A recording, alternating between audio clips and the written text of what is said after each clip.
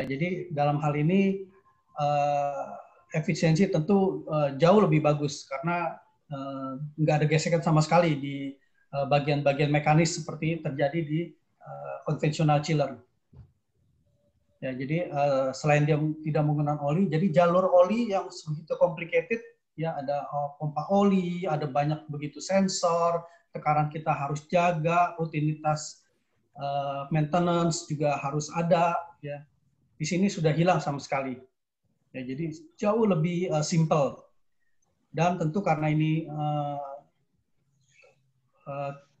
tidak ada gesekan dan menggunakan VST inverter, tentu efisiensi jauh lebih bagus. Nah, ini penggunaan untuk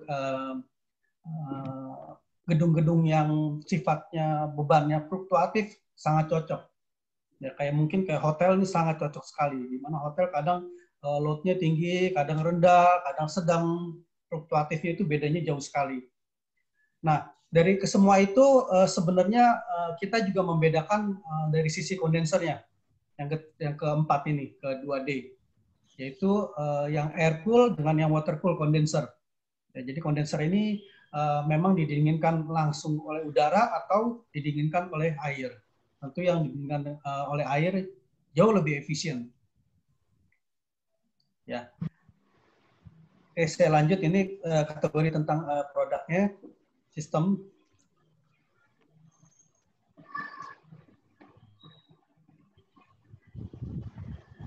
Kalau sistem secara keseluruhan itu seperti ini.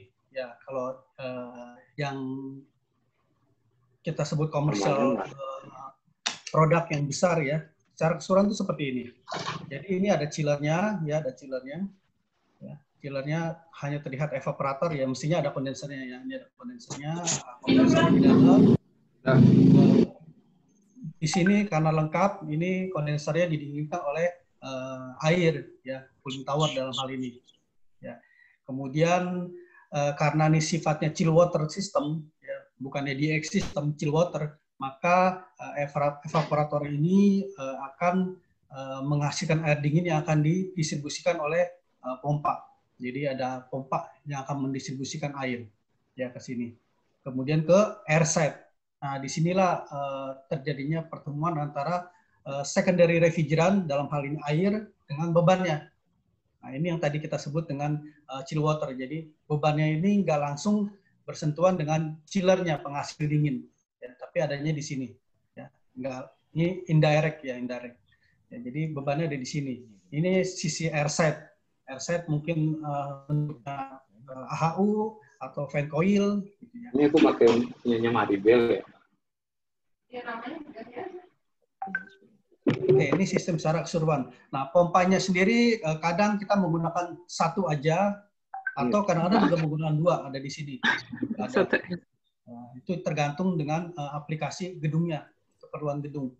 Nah, kalau ada dua, berarti yang ini, yang sebelum dari chiller disebut dengan primary, yang sesudah dari chiller disebut dengan secondary pump. Nah, biasanya kalau aplikasi yang dengan dua pompa itu, berarti gedungnya sangat tinggi atau sangat besar luasannya, sehingga perlu pensirkulasi yang jauh lebih besar. Nah, dibantu dengan secondary pump, ya, untuk menuju ke airside. Oke, saya lanjut tentang waternya. Ini beberapa studi, ya, hasil observasi, ya. Kalau ceritanya tentang gedung perkantoran, biasanya HVAC ini pengkonsumsi energi yang lumayan besar, ya, khususnya untuk negara-negara tropis seperti Indonesia, ini 60% lebih, ya, pengkonsumsi energi, ya, untuk perkantoran. Kalau untuk perbelanjaan hampir mirip, lebih dari 60%. Ya, artinya memang sistem yang baik sangat memberikan kontribusi yang besar terhadap pemakaian energi dalam gedung. Ya, jadi kita cukup bisa lihat di sini sebegitu besarnya kontribusi dari sistem HVAC ini terhadap pemakaian energi. Ya, hampir semuanya di atas 60%. Ya, hampir di atas semua 60%. Jadi menggunakan sistem yang terbaik sangat perlu dipertimbangkan karena memang konsumsi energi terbesar. Yang lainnya enggak seperti ini. Ya mungkin kalau di negara subtropis atau di negara Amerika atau Eropa lampu cukup peranan. Ya, tapi kalau untuk negara tropis kayak di sini HVAC sangat kontribusi sangat besar sekali. Ya. Nah ini saya coba buatkan peak diagramnya. Ini saya ambil minimal adalah sekitar 60%. Yang lainnya diambil oleh peralatan-peralatan listrik lainnya, tapi kecil. Tapi umumnya terbesar tetap di HVAC. Ya. Kalau tadi malah disebutkan lebih dari 60%. Ya, ya ini kita sudah memiliki baseline sekarang. Ya, ini belum lama. Ini hasil belum lama. Ini mungkin nggak sampai 2 tahun, mungkin bertahun lalu. Ini sudah diresmikan bahwa kita menggunakan baseline ini. Artinya ini baseline-nya adalah kalau lebih dari ini berarti penggunaan kita cukup boros. Ya, ini ada angka-angka IKE ya, intensitas konsumsi energi. Ya, ada beberapa aplikasi gedung, jenis-jenis gedung ya, yang perkantoran, kecil, besar, menengah, sekolah, hotel, apartemen. Ya ini yang sekarang banyak dijadikan baseline pada saat kita menganalisa di green building. Jadi green building Council Indonesia sekarang sudah pakai ini, ya, baseline IKE ini. Artinya kalau lebih besar dari ini memang kita pengkonsumsi energi yang cukup besar. Ya, ini baseline-nya. Jadi semua dibandingkan terhadap baseline ini. Ya. Jadi ini satuannya adalah energi dalam 1 tahun per meter persegi. Ya, energi KWH per meter persegi dalam 1 tahun, pemakaian dalam 1 tahun itu berapa? Nah, kalau kita lebih detail lagi, maka kan kita bisa lihat seperti ini. Ya, seberapa besar kita sudah mengusahakan peralatan listrik kita di gedung kita. Jadi kalau misalnya di bawah 8,5 itu berarti sangat efisien. Kita sudah sangat efisien. Ya. Kalau efisien berarti ada di antara 8,5 dengan 14. Di atas 14 hanya cukup, tapi sudah cukup, udah efisien tapi cukup. Ya. Lebih dari 18,5 berarti kita sudah boros. Ya berarti nanti akan jauh di atas angka-angka baseline tadi. Ya ini patokannya. Jadi ada 2 kategori, gedung yang ber-AC, gedung yang tidak ber-AC, masing-masing punya ukuran IKE sendiri, intensitas konsumsi energi. Ya, ini patokannya. Ini kita coba bandingkan antara kita, Indonesia, dengan Jepang. Ya. Beberapa agak mirip-mirip, ada juga yang jauh. Ya, seperti kayak di hotel ini lumayan jauh, ya di hotel lumayan jauh. Tapi umumnya kalau untuk Jepang memang sebenarnya sudah sangat efisien, seperti juga di Singapura sebenarnya. Jadi nggak semua produk bisa dipakai begitu aja. Jadi speknya sangat tinggi, sangat tinggi. Mereka memperhatikan konsumsi energinya cukup luar biasa. Ya. Tapi juga sebenarnya nggak sangat efisien kalau kita bandingkan dengan angka-angka tadi. Ya, mereka juga masih berusaha. Mereka masih berusaha untuk lebih efisien. Ini kalau kita lihat angka-angka di bawah ini, yang horizontal ini 50-150, mereka juga masih di atas 150. Untuk yang gedung-gedung kayak rumah sakit, mall, semua masih di atas 150, bukan di atas 100, bukan di bawah 100. Jadi moderat lah, nggak sangat efisien tapi moderat aja. Ya. Oke, selama pandemi ini saya coba keliling ke beberapa tempat, ya, nggak cuma Jakarta, ya, juga nggak cuma perkantoran, high-rise building, tapi juga sebagian ada yang hotel, ada yang pabrik, Nah, saya coba amati beberapa kondisi, ya. Saya coba catatkan, misalnya di sini ini ada unit sentrifugal, ya, ada unit sentrifugal di sebuah mall. Ini mall, ya, mall di Jakarta ini. Ya, kalau kita lihat di sini bagaimana performan dari penggunaan HVAC di sana, ya, di mall itu. Ya, kalau kita perhatikan di sini, unit chillernya sudah unit itu konvensional chiller yang sudah dilengkapi dengan VST, sudah dilengkapi dengan inverter. Ya, di sini sudah ada inverternya. Ya. Kemudian di sini ada bentar saya.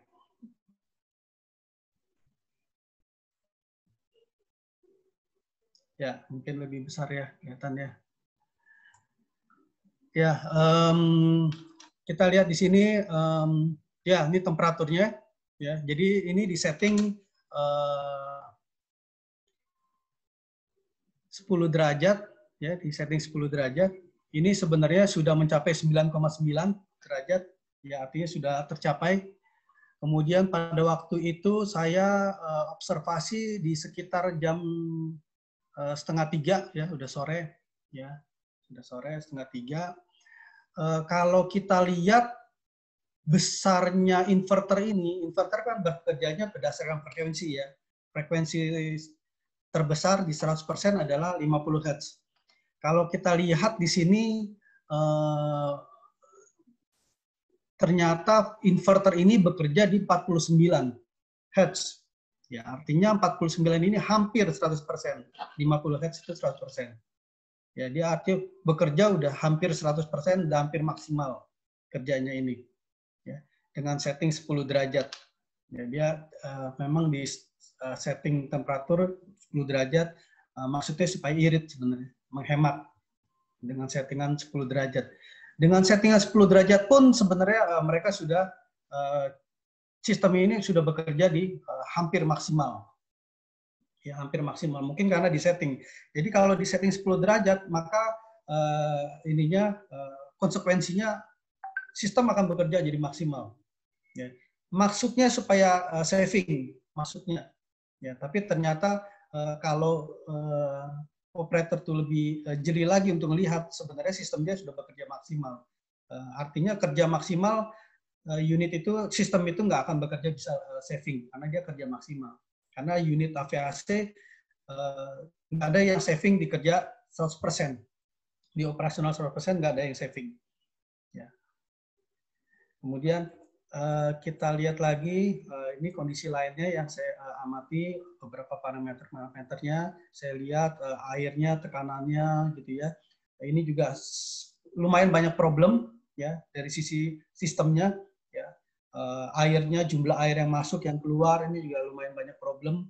Kelihatannya testing commissioning-nya kurang begitu berhasil di sistem ini, ya, sebenarnya. Lalu ini di job set yang lain. Ya, di job set yang lain.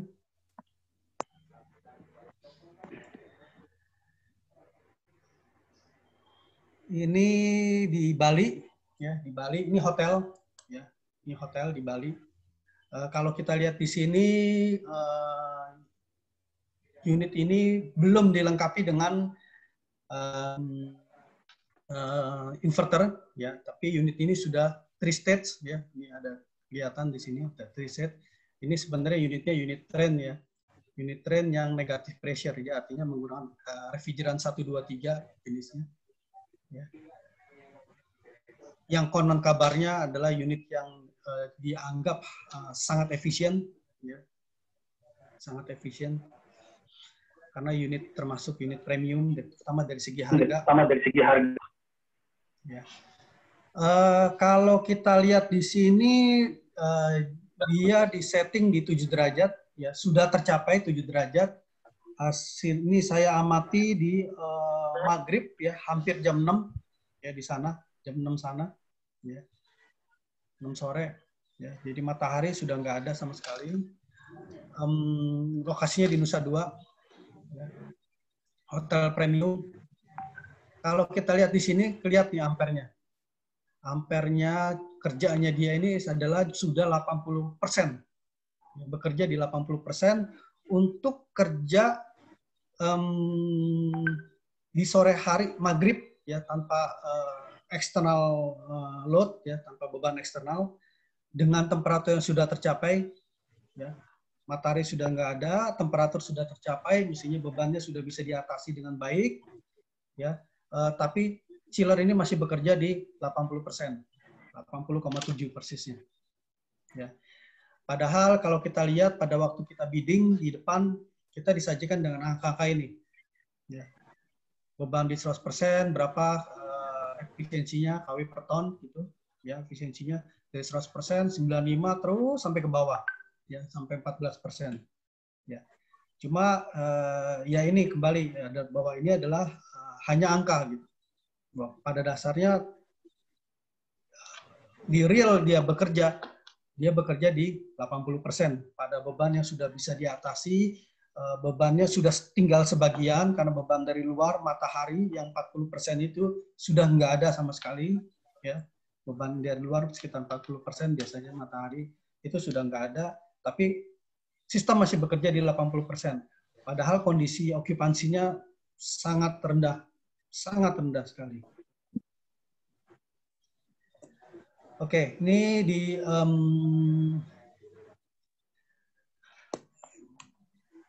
kita lihat di sini, ini di job site yang lain, ini di Bandung, ya, di Bandung juga sebenarnya udah cukup adem, ya, di sana udaranya bagus,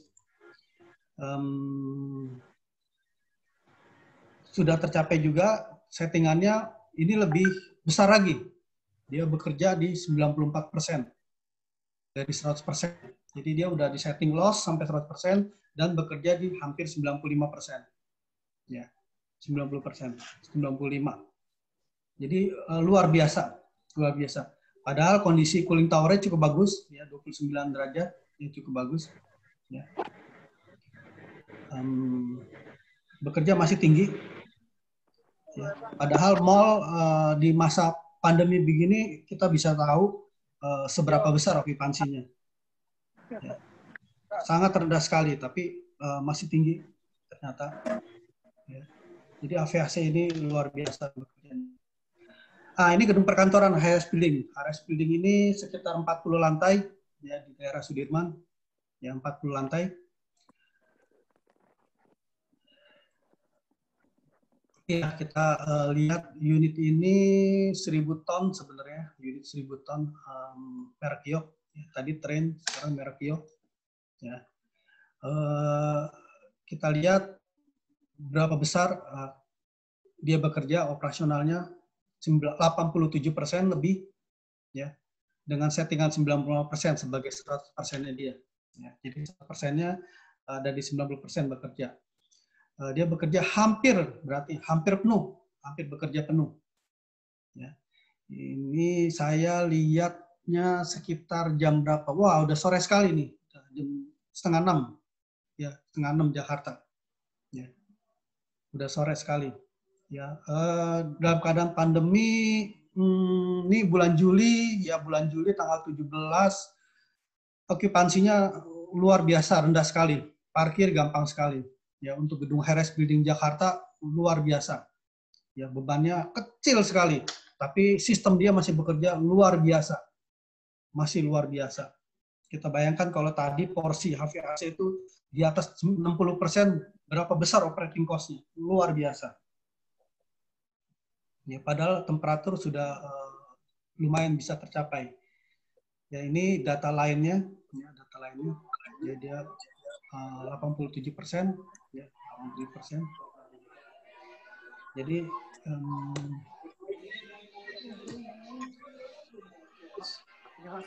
kalau ambil data-datanya seperti ini, ya, jadi luar biasa. Ampernya itu pada voltase 380 volt hampir 1000 ampere. Hampir 1000 ampere. Besar sekali. Ya, besar. Oke, itu sisi di chiller plant, ya, chiller plant.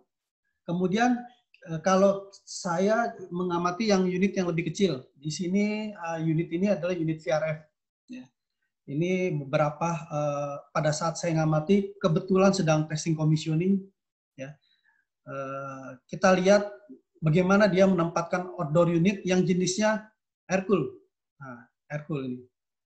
Nah, kita lihat unit ini, outdoor unit, diletakkannya di mana? Ini diletakkan di dalam ruangan. Ya, walaupun ini adalah terbuka. Ini adalah terbuka. Tapi di dalam ruangan. Dan di atasnya adalah dak, lantai berikutnya. Ya, dak. Ini padahal ini air cool. Ya, kita bisa lihat, bisa membayangkan bagaimana apakah outdoor unit ini, unit VRF ini bisa bekerja dengan maksimal. Nah, ini yang saya maksud dengan pemasangan unit yang perlu dioptimasi, sangat perlu dioptimasi.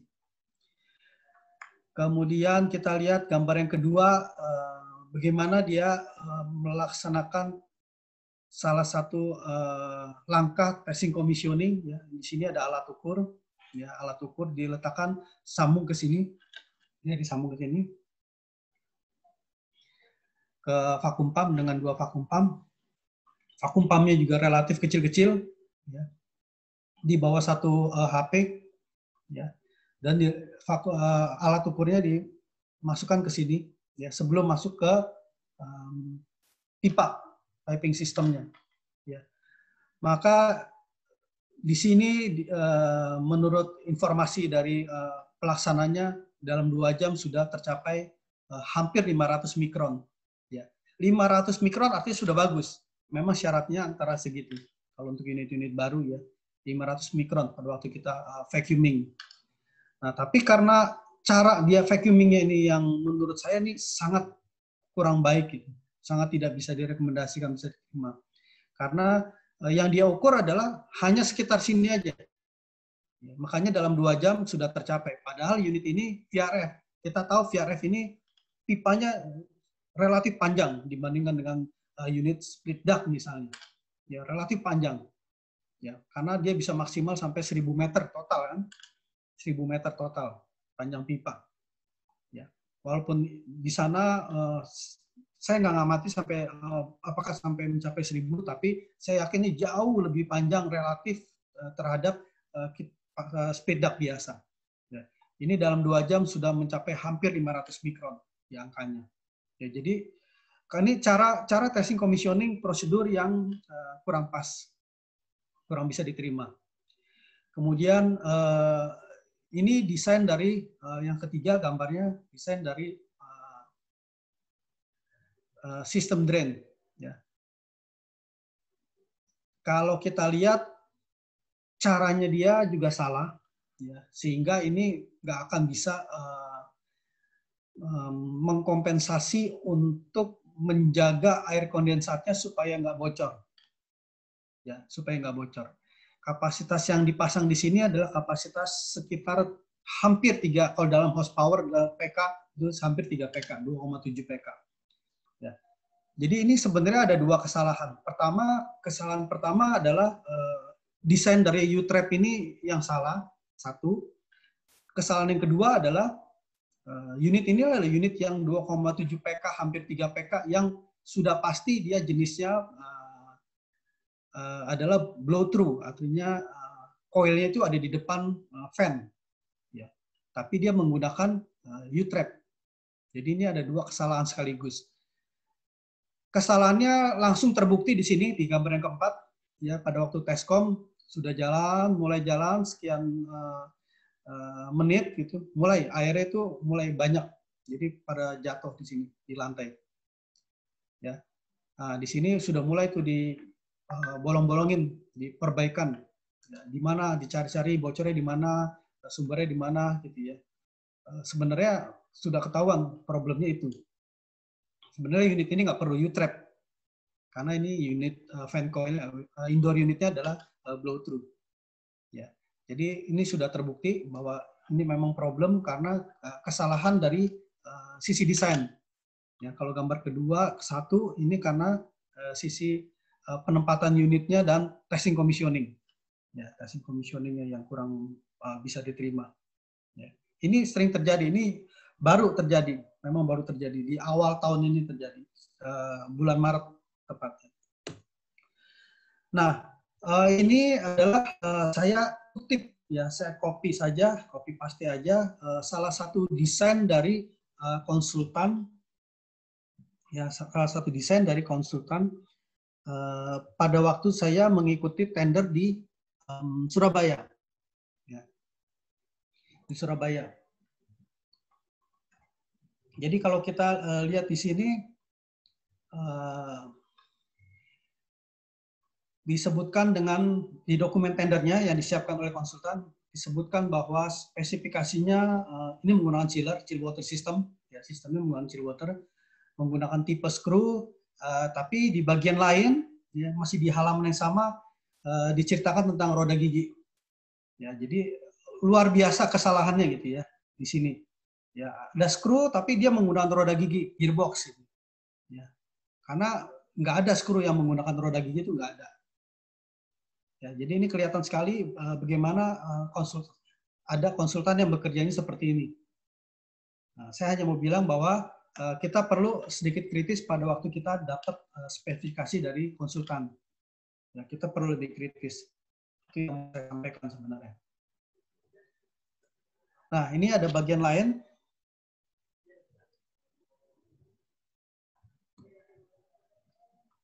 Ya, ini ada cerita inlet gate fan. Ini inlet gate fan ini salah satu controller di jenis centrifugal chiller. Ya, dia yang mengatur chiller capacity-nya, kapasitas dari chiller bekerja. Mungkin harus 90, 95%, 80%, 70%. Gitu. Nah, di sini spesifikasinya menyebutkan bahwa chiller ini harus mampu bekerja sampai beban 20%. Ya, sampai bekerja 20%. Tanpa bantuan bypass. Ya, 20%. Hampir pada faktanya kita nggak pernah menguji di 20%. Bagaimana caranya kita bisa memastikan bahwa chiller itu bisa bekerja di 20%. Bahkan di pabrik sendiri nggak pernah diuji dengan 20%. Paling sedikit 25%. Ya, ini juga sama dari konsultan, lumayan konsultan ternama. Ya, ya ini saya hanya menunjukkan bagaimana konsultan bekerja dan kita perlu sedikit kritis membaca dokumen-dokumen. Ya, jadi kalau kita lihat secara keseluruhan tadi beberapa observasi yang bisa saya coba kutip ya, saya sampaikan di sini. Ternyata walaupun okupansinya beban gedung sangat kecil, tetapi problemnya sistem HVAC-nya bekerja dalam kondisi hampir maksimal. Ya, kita bisa membayangkan betapa luar biasa pemakaian konsumsi energinya. Dan itu setiap hari, setiap minggu, setiap bulan, dan mungkin berjalan tahunan. Ya.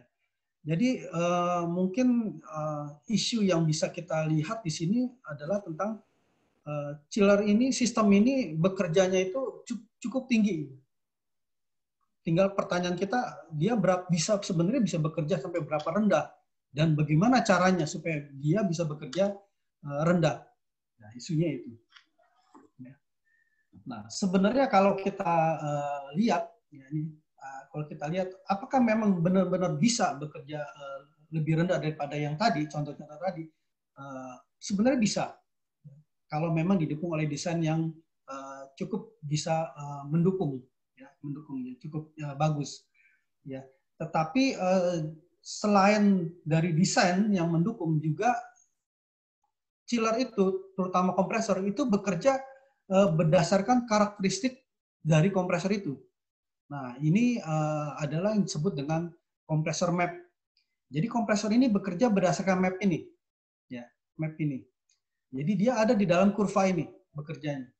Harus di dalam kurva ini. Karena kalau di luar kurva, maka kompresor dan kemudian akhirnya chiller akan bekerja tidak normal. Jadi harus ada di dalam kurva ini. Ya, misalnya titik-titik ini. Nah, kalau kita lihat kurva ini, ada garis yang vertikal, ada garis yang horizontal. Yang vertikal mewakili tekanan, ya, pressure relief, ya.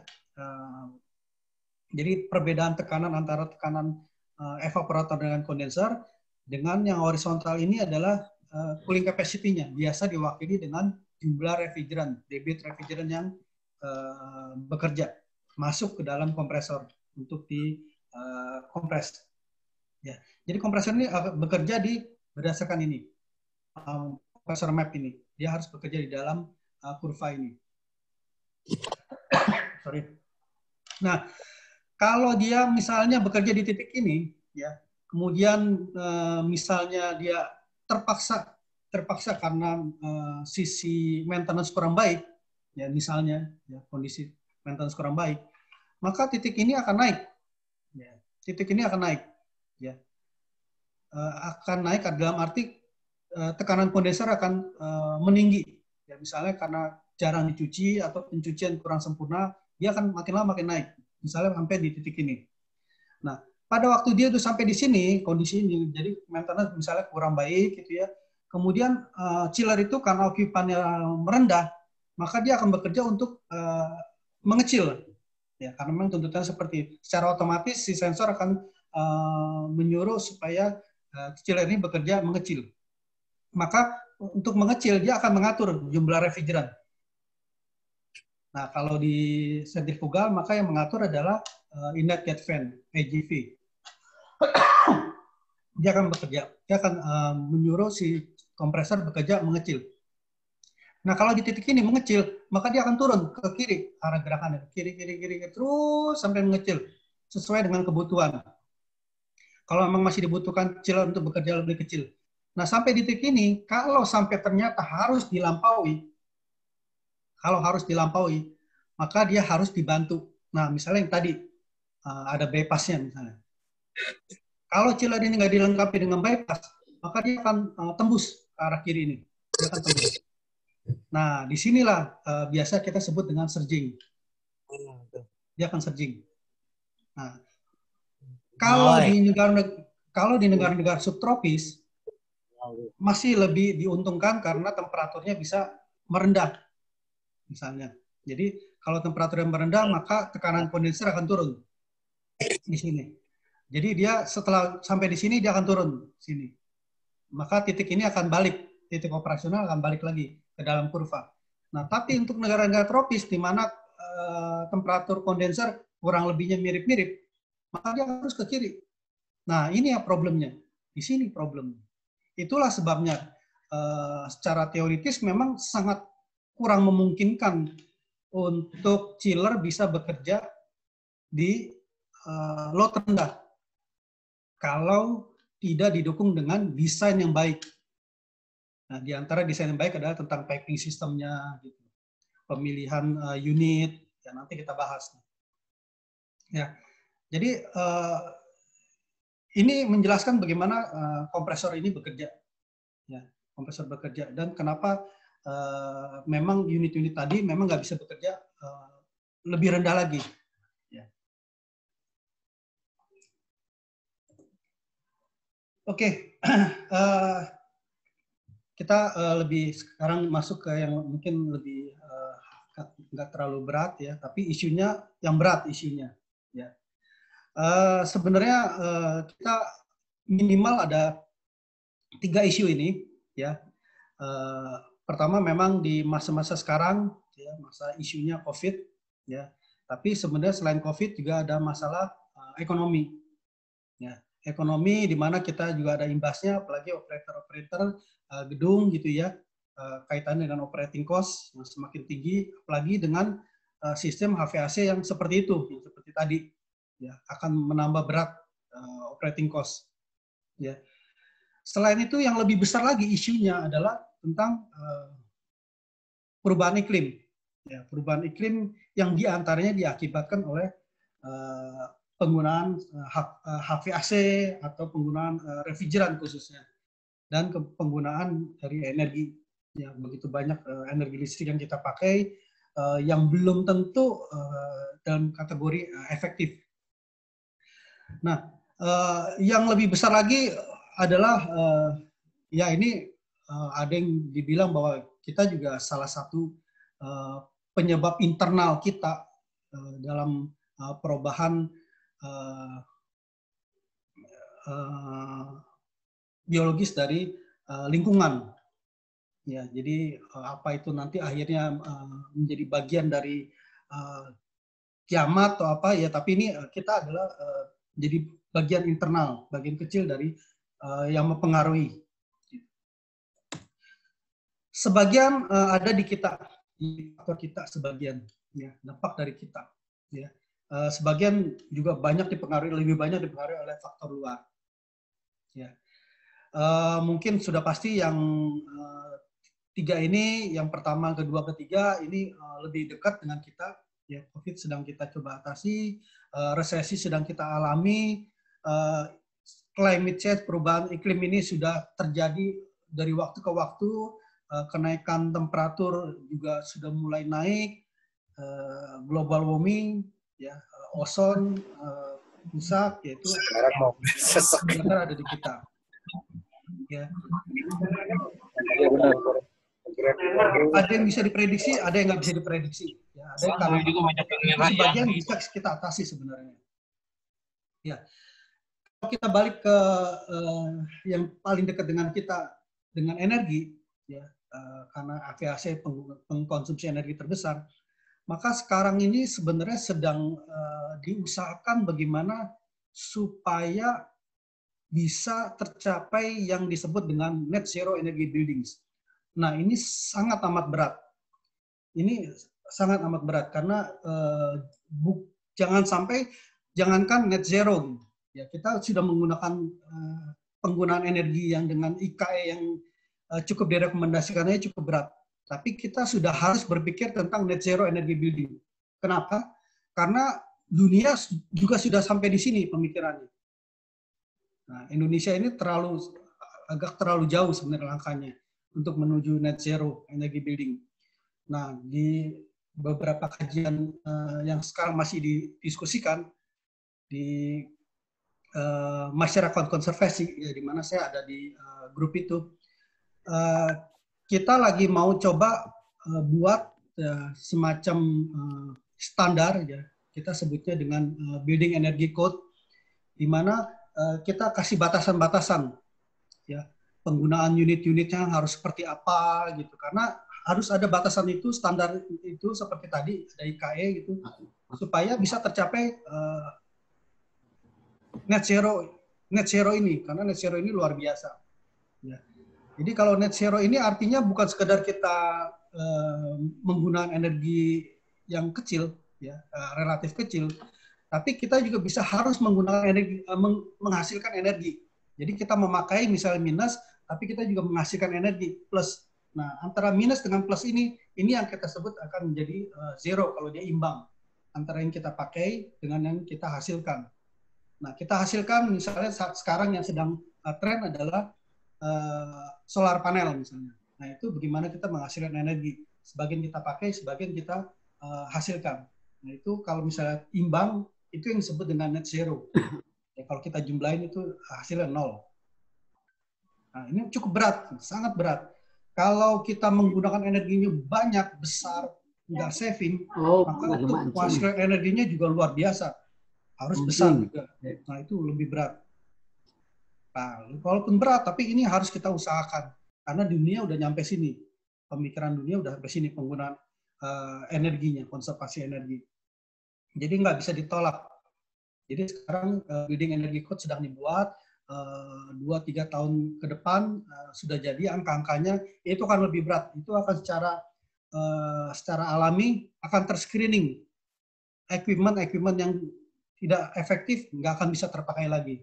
Nah, itu sudah terjadi di negara-negara tetangga kita, ya, di Singapura itu kan semua unit bisa terpakai begitu aja, ya, karena batasannya mereka sudah punya building energy code.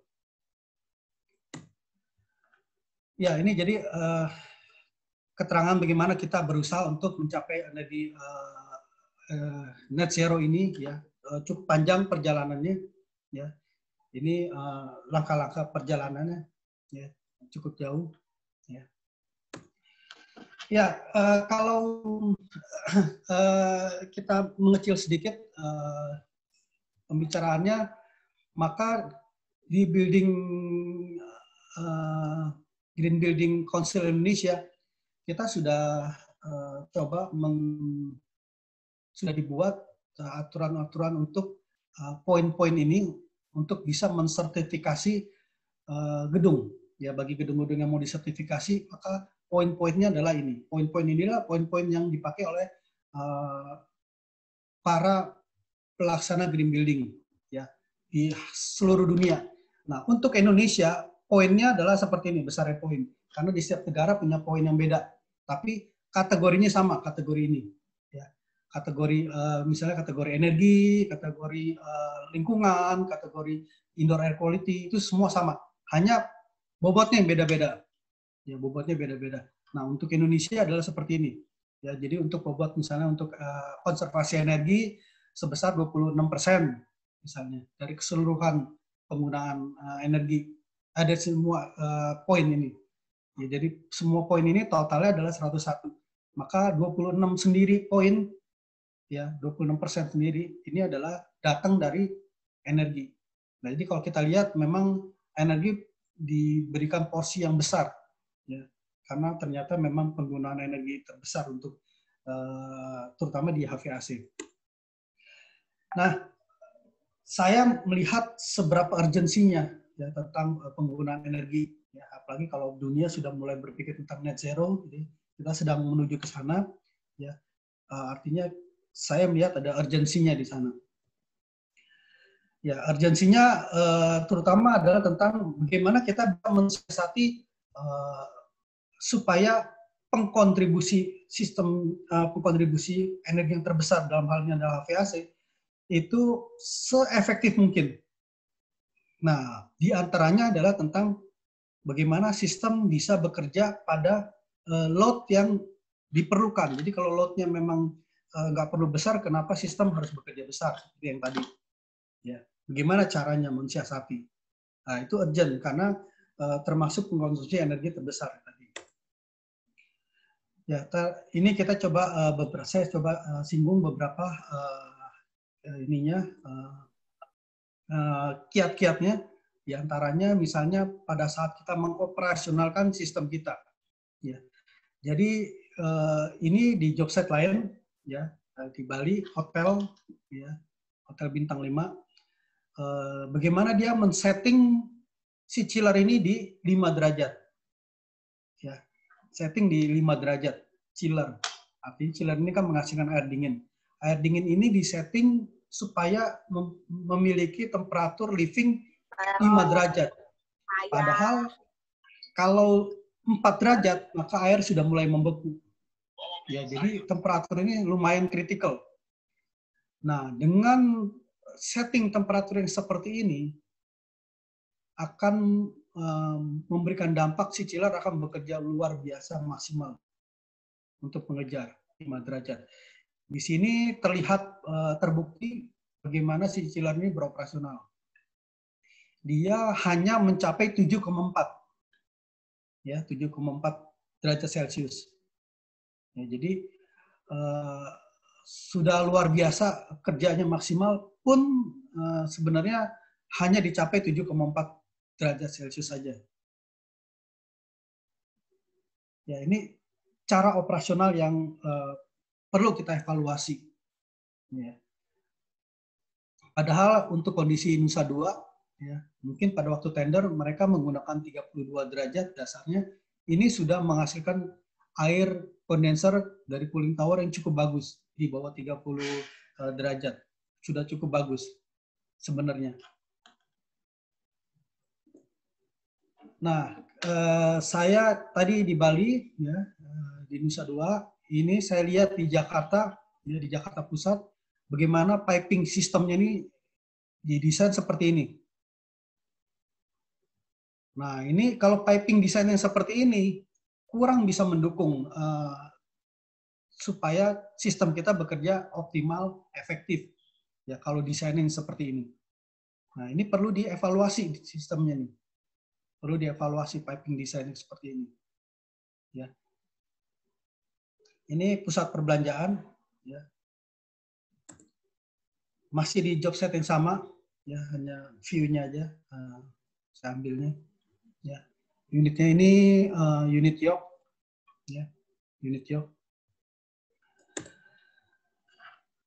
Tadi semua unit-unitnya, contohnya unit-unit yang konvensional, yang konon kabarnya ya saving nggak terlalu bisa saving. Yang ini adalah contoh observasi saya yang sudah lebih modern update, yaitu unit ini adalah unit yang oil free magnetic bearing. Magnetic bearing. Magnetic bearing termasuk kategori yang cukup efisien karena yang paling update sekarang unit yang paling terkini adalah unit ini oil free yang tidak menggunakan oli. Tadi saya sudah sampaikan. Nggak ada gesekan sehingga efisiensi luar biasa, ya. Bekerja di patlot juga sangat cocok sekali, justru yang paling cocok adalah pada saat patlot, bekerja patlot. Tapi kalau kita lihat di sini, ya, ini ada beberapa kompresor, ya, karena unit ini unit besar, ya, 800 ton, jadi didukung oleh beberapa kompresor, multiple kompresor. Kalau kita lihat di sini dioperasionalkannya itu nggak semuanya dioperasionalkan, sebenarnya ada problem sih, ada problem. Tapi kalau kita amati sisi positif, kita lihat dari 5 kompresor ini, karena ada satu yang mati, ya, ada satu yang mati, maka kompresor lain bekerja mengkompensasi dari yang mati, yaitu bekerja di 100%. Yang tadi saya bilang bahwa kalau sistem bekerja di 100%, nggak ada yang efisien. Jangan berharap efisien kalau bekerja di 100%. Itu nggak mungkin. Nah, ini terlihat nih buktinya. Jadi begitu ada kompresor yang off aja, maka yang lain akan terkompensasi menjadi 100% semua. Nah, dengan penggunaan unit yang seperti ini, yang konon harusnya paling efisien untuk saat ini, pun nggak bisa efisien kalau cara operasionalnya seperti ini. Kebetulan ini off. Kompresor yang tengah ini, yang ketiga ini off. Ya. Jadi walaupun unitnya bagus pun harus didukung oleh sistem yang bagus, sistem desain yang bagus. Ya, ini terbuktinya di sini. Ya, ini pada saat saya ada kesempatan untuk sedikit mengaudit, ya, di Bandara Suta, ya, sebenarnya Bandara Suta. Bagaimana sistem ini secara keseluruhan saya lihatnya, bukan cuma sampai di chiller plant, ini saya lihat, saya catat bagaimana penggunaan grill di sini, ya, yang kurang begitu efektif. Ini ada cuma di sini sebenarnya yang paling efektif. Ya. Cuma yang lainnya terbuang, tapi yang lainnya ini memang sudah terbayar nih, ya. Jadi sebenarnya saya mau bilang bahwa ini penggunaan yang terlalu oversize, ya, boros sekali, ya, boros. Kemudian ini cara dia meletakkan return grill, ya. Jadi dianggap return grill ini mungkin kurang begitu penting, taruh aja di sini. Ya, return grill yang nggak begitu penting dianggapnya. Cukup taruh di bagian bawah, udah selesai gitu. Padahal biasanya return grill itu dia mengambil udara yang relatif lebih panas daripada supply-nya. Yang harusnya dia ada di atas. Ya. Padahal ini Bandara Suta, ya. Bandara Suta ini yang terlibat harusnya kalangan-kalangan yang sudah cukup high level. Kemudian kita lihat di sini sisi pada saat keluar dari AHU, ya, ya, saya coba lihat berapa sih sebenarnya sumber dinginnya ini, ya, sebelum keluar dari grill, supply grill. Ternyata kalau saya perhatikan di sini, ternyata di sini 20 derajat lebih Celcius, ya, 20 derajat lebih. Kalau di sini 20 derajat, padahal kita berharap di temperatur ruangan 24 derajat, sudah nggak mungkin. Harusnya dia adalah belasan. Antara 10 sampai 15 derajat Celcius. Baru kita bisa berharap temperatur ruangan ada di sekitar temperatur nyaman, 25 derajat Celcius, 24 derajat Celcius. Tapi ini di sini aja di tempat keluar dari ducting aja ini udah 20 derajat lebih. Ya, jadi sudah nggak mungkin bisa kita harapkan kapasitasnya. Padahal chiller yang dipakai di sana 1000 ton kali 5, operasional 4, 1 standby. Pun nggak tercapai karena desain, lagi-lagi karena desain. Kemudian saya coba lihat ke ruang AHU, bagaimana saya lihat, kita lihat di mixing box-nya, ini saya kasih lingkaran, akses door-nya sudah dibuka, ya, karena sudah sangat negatif, ya, sudah sangat negatif, jadi udara yang masuk ke dalam AHU sangat kecil, ya, sangat kecil. Jadi kalau pada waktu kita buka pintu luar biasa susah ke ruang AHU. Nah ini sudah dibuka akses door-nya, sudah dibuka, ya karena kempot mixing box-nya ini. Ya, kalau perlakuan cara dia written grill-nya seperti ini, sudah nggak heran bahwa hasilnya akan seperti ini. AHU-nya bekerjanya sudah nggak normal lagi. Ya, sudah nggak normal. Ya, ini tadi, ini kita udah bahas. Nah, sebenarnya kalau dari sisi beban, ya, beban ini memang nggak sestatis sebagaimana kita bayangkan. Ternyata beban ini memang sangat fluktuatif. Ya. Tergantung jam dan tergantung okupannya, tergantung appliances yang ada di dalam, kapan dia on, kapan dia off, jumlah okupannya berapa banyak, gitu ya, buka tutup pintu, ya macam-macam beban. Ya, tapi semuanya mendukung bahwa beban ini memang nggak statis, selalu fluktuatif. Nah, tinggal kalau bebannya seperti itu karakternya, maka sistem kita pun harusnya harus fleksibel seperti ini, mengikuti karakter beban realnya seperti ini. Harusnya seperti itu. Ya. Kalau nggak bisa mengikuti, tentu akan jadi banyak perbedaan, banyak jeda, banyak gap. Nah, kalau gap ini artinya kita balik-balik ketemu dengan penggunaan energi yang nggak efektif. Nah, ini ada salah satu load profile yang dibuat oleh salah satu konsultan energi. Ya, konsultan energi. Ya, ini dia bekerja dengan Singapura, ya, rekanan antara lokal dengan Singapura. Dia membuat load profile seperti ini. Jadi beban hariannya seperti ini. Jadi 100% ini kebetulan unitnya case-nya adalah 1.500 ton yang untuk mall. Ini saya dapatkan pada waktu tender. Ya, 1.500 ton untuk mall. 100% load-nya bekerja di 18%. Pada saat dia lebih kecil lagi di 90%, 24%. Ini seperti ini terus sampai di beban yang terkecil.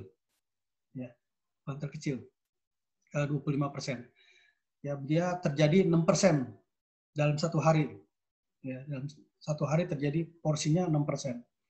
Yang terbesar ada di 90%. 90%-nya terbesar 24%. Ya, tinggal kita mengevaluasi diri, introspeksi. Kalau di operasional kita, sebenarnya berapa persen aviasi kita bekerjanya, load profile-nya. Apakah 90% bebannya sampai selama ini 24% dalam satu hari? Ya. Sebenarnya ini sangat perlu dipertanyakan. Sangat perlu dipertanyakan. Apalagi 100% dengan 18% bobotnya. Hampir tidak mungkin. Karena load profile di 100% mungkin kalau hitungan menit 10 sampai 15 menit. Tapi ini sudah mengambil porsi 18%. Sangat perlu dievaluasi. Ya, ini hasil dari yang dibuat oleh salah satu perusahaan konsultan energi.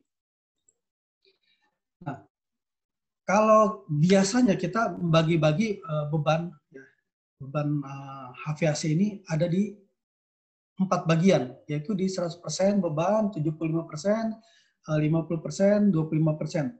Pada waktu 100% biasanya ini yang tadi saya bilang. Sebenarnya bobotnya hanya 1%.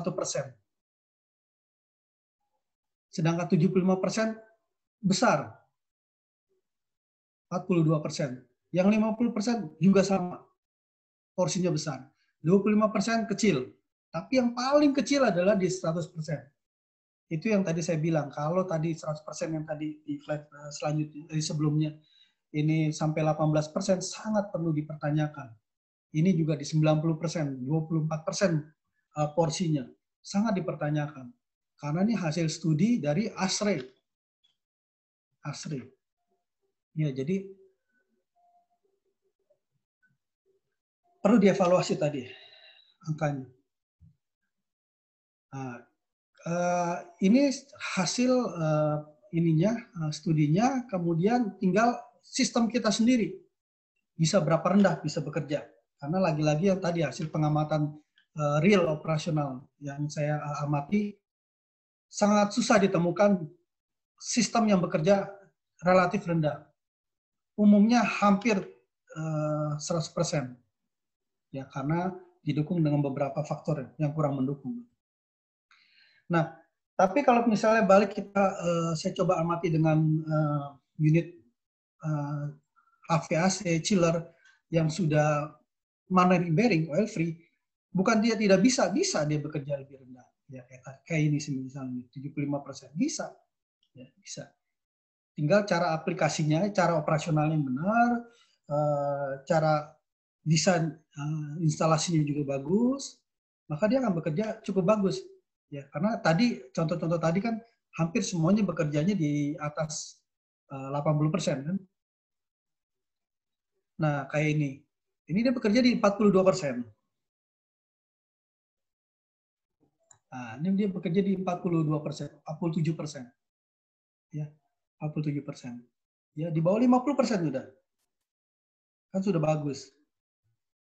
Ya, jadi harus didukung, bukan nggak bisa. Tapi harus didukung oleh faktor-faktor yang bagus ya. Nah, memang pada waktu kita pengadaan ya seperti ini memang semuanya itu kita bicara tentang seberapa besar efisiensi. Hanya saja yang dibicarakan adalah efisiensi di 100%, yaitu dia start awal yang kurang bisa diterima adalah pengamatannya efisiensi di 100%. Harusnya jangan di 100%. Harusnya di part load, efisiensinya mana yang terbaik. Kemudian kita lawankan dengan investasi. Itu yang kita kejar, yang paling murah. Ya, yang paling murah. Jadi biaya operasional yang tinggi. Nah, sedangkan pada waktu kita sudah operasional, ini sangat bertolak belakang. Ya, buat orang-orang operasional, kadang-kadang ada yang berpikiran seperti ini. Kadang-kadang. Nah, ini perlu jadi introspeksi kita semua. Ya. Bahwa yang penting operasional bisa berjalan baik, bagaimana caranya ya pokoknya hanya berjalan baik. Nah, ini kita perlu coba introspeksi untuk mencoba mengusahakan efisiensi yang baik. Nah, misalnya dengan mengoptimalkan sistem yang existing, yang sudah ada. Beberapa langkah-langkahnya adalah seperti ini. Mulai dari yang paling mudah kita lakukan ya tanpa biaya, yang biayanya rendah sampai menengah sampai yang lebih tinggi. Ya, tentu hasilnya akan beda ya optimalnya. Seberapa besar yang bisa kita capai? Ya masing-masing ada porsinya. Tapi 50% pun cukup bagus. Kalau 50% terhadap kontribusi yang terbesar kan bagus. Udah cukup bagus. Ya, ini adalah target kita sebenarnya. Ya, ini dari ASRE. Ya, sebenarnya target kita ada di sini, ya, temperatur nyaman, ya, dari segi temperatur dan kelembaban. Ya, kelembaban. Ada di kotak ini yang hijau ini. Ini adalah target kita. Target ruangan. Nah, sebenarnya yang tadi saya sempat singgung, sebenarnya kalau sistem ini bekerjanya sudah mulai sore, mulai maghrib, maka sebagian beban sebenarnya sudah mengecil. Ya, sebagian beban, terutama beban eksternal. Maka tinggal beban di internal. Beban di internal atau paling enggak ada beban dari luarnya itu cuma ada dari sisi infiltrasi atau fresh air kalau kita pakai fresh air. Ya. Jadi sebagian beban sudah hilang.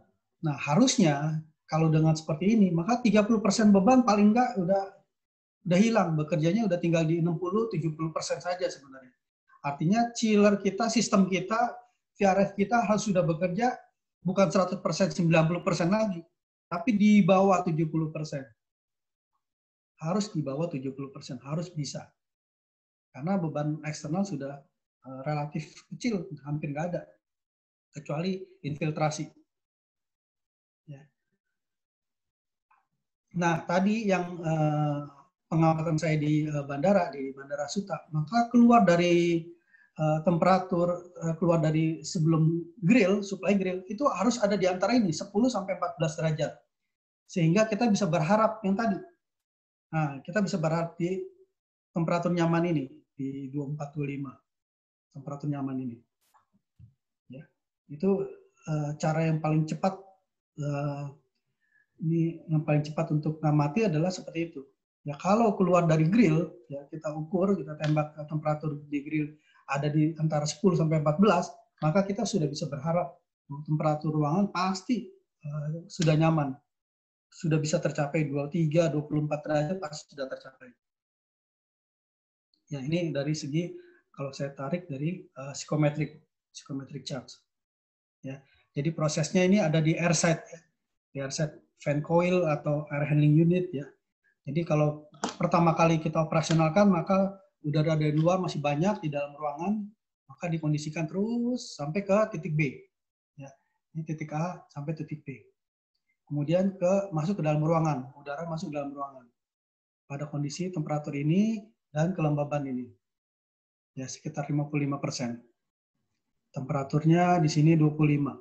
Kemudian balik lagi ke dalam mixing box. Ya. Dari mixing box, karena ini sudah mulai operasional, nggak banyak lagi dari luar udara-udaranya, maka dari A aksen ini bekerja lagi masuk ke dalam air handling unit atau dalam fan coil, ke B lagi, dan seterusnya, bersirkulasi seperti ini. Ya, itu proses yang ada di airside. Ya, salah satu cara untuk mengoptimize adalah bagaimana supaya sistem kita ini bekerja berdasarkan temperatur yang real, yang bukan temperatur yang hanya kita estimasi, hanya kita berpatokan pada yang bukan real. Jadi ternyata kalau saya ambil ini memang data sudah cukup lama, 2016.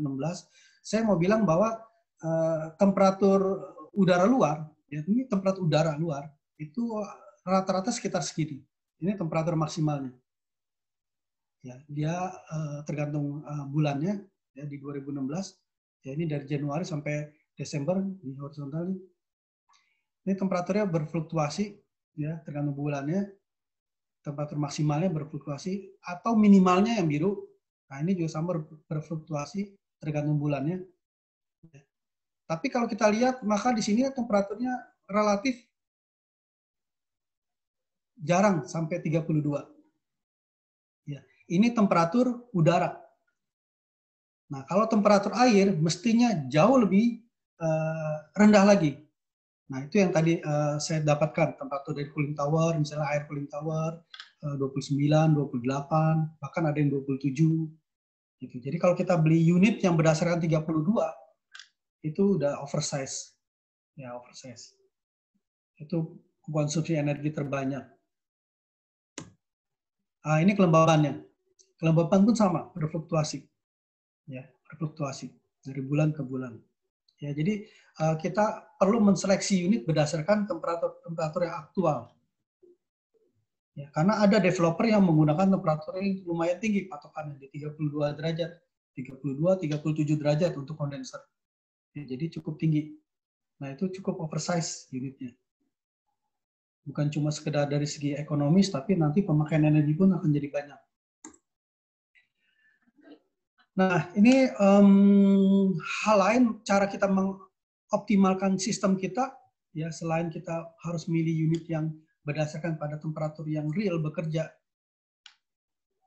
di tempat di mana seharusnya unit itu dipasang, itu juga kita bisa mengusahakan ini, yaitu kerja dari sistem kita supaya pressure lift-nya ini nggak terlalu besar. Nah, pressure lift ini supaya nggak terlalu besar. Pressure lift ini adalah perbedaan pressure antara pressure di evaporator dengan kondenser. Ya, evaporator di sini, kondenser ada di sini. Itu dibuat lebih kecil. Nah, yang tadinya tinggi segini jadi lebih kecil. Ya, tentu aja ini dipengaruhi oleh cara setting kita, satu, dan juga dipengaruhi oleh temperatur di mana sistem itu berada. Ya, karena temperatur kondenser beda-beda di setiap job site. Tapi perbedaan nggak terlalu jauh ternyata. Nggak terlalu jauh, tapi tetap mempengaruhi. Nah, umumnya yang sekarang banyak dilakukan oleh para operator gedung, ya, apalagi kayak di Jakarta yang lebih sering saya amati, ya, itu mereka men-setting temperatur livingnya itu sangat tinggi. Ada yang 9 derajat, ada yang 10 derajat, sehingga tadi dampaknya. Sehingga chillernya juga jadi bekerjanya, sistemnya juga jadi bekerjanya lebih besar, sangat besar, relatif besar. Karena menganggap bahwa dengan setting living besar akan menjadi besar, akan menjadi lebih saving. Lepas. Ya. Ya itu dia cara-caranya. Sebenarnya harus lebih bijak, nggak boleh terlalu tinggi temperaturnya. Ya, karena kalau terlalu tinggi, misalnya harusnya 7 atau 8 derajat Celcius livingnya, di setting 10 derajat, maka dikhawatirkan akan mengorbankan kenyamanan.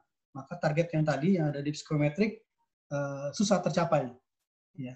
Di samping sistem akan bekerja maksimal. Dan maksimal artinya nggak jadi efisien. Ya, itu cara-caranya. Jadi kita men-setting temperatur yang tadinya seperti contoh, dia setting 5 derajat, harusnya kalau dia setting di 7 atau 8 lebih bijaksana. Karena kalau evaporator temperatur itu kita naikkan 1 derajat, itu akan memberikan dampak saving sekitar 2,5-3% savingnya. Dengan hanya naikkan 1 derajat temperatur evaporator. Atau kita turunkan temperatur air kondenser, kita turunkan 1 derajat, itu akan berdampak 3% saving.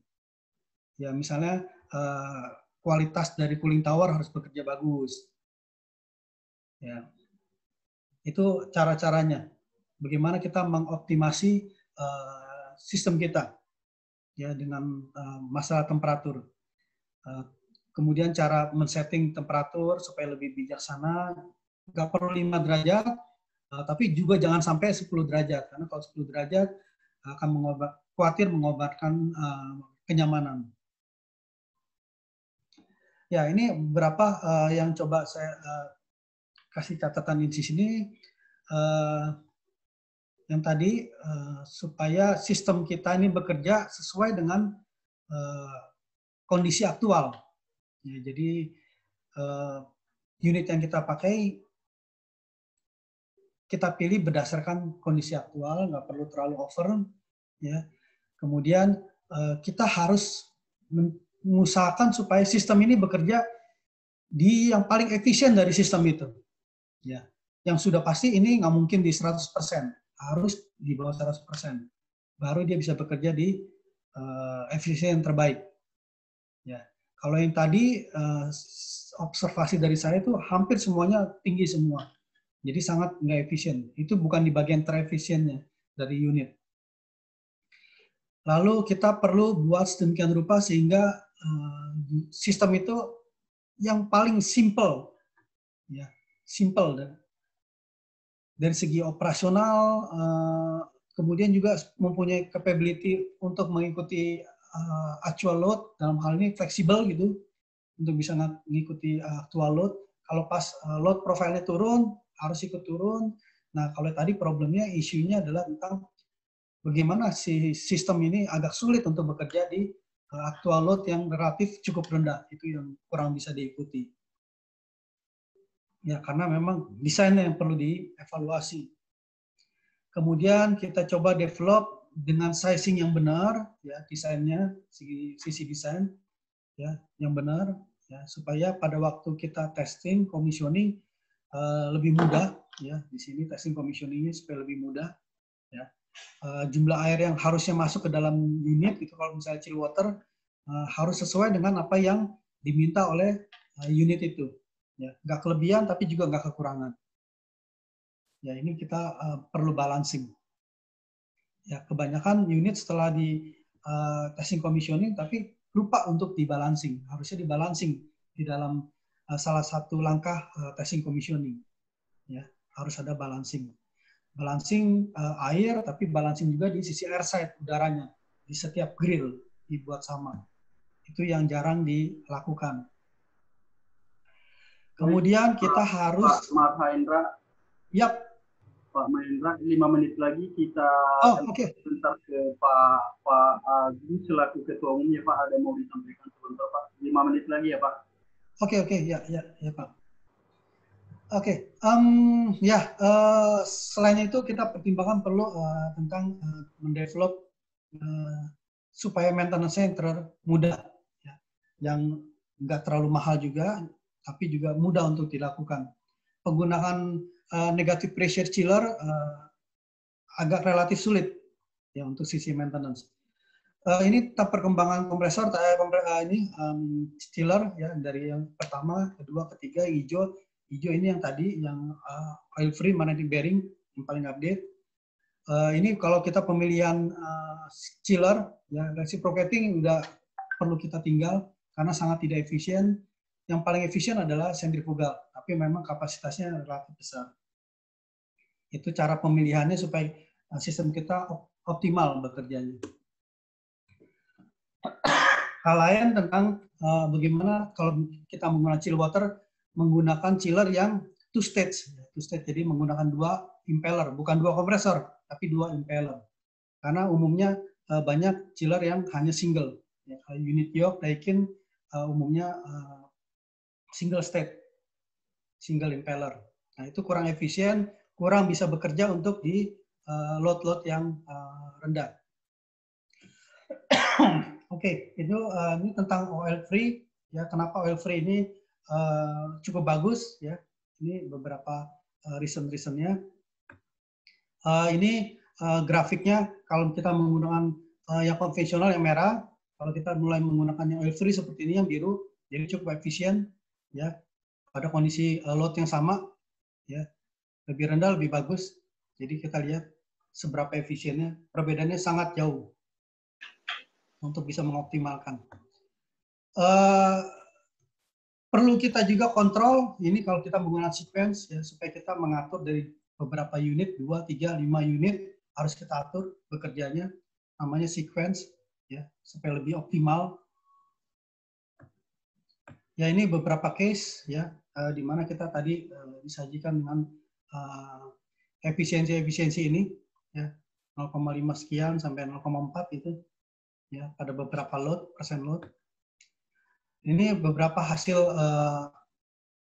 proposal saya. Kalau existing seperti ini, kalau harus mengganti unit seperti ini, dampaknya payback periodnya hampir 4 tahun, gitu. Ya, setelah 4 tahun maka tinggal saving aja semua. Case kedua, saya hitung secara chiller plan. Ya, kalau tadi chiller plan. Ini kita lihat hampir 0,64, ya. Hampir 0,64. Lihat di pinggir ini 0,4 chiller plan efisiensinya. Ini case 3, ini di suatu ITC, ITC di Jakarta, yang kalau saya ganti sistemnya, ini dari package menjadi chill water. Ya, kita lihat energinya, ya. Ini dari 8 juta kWh energi dengan hampir berkurang 40% karena mengganti sistem.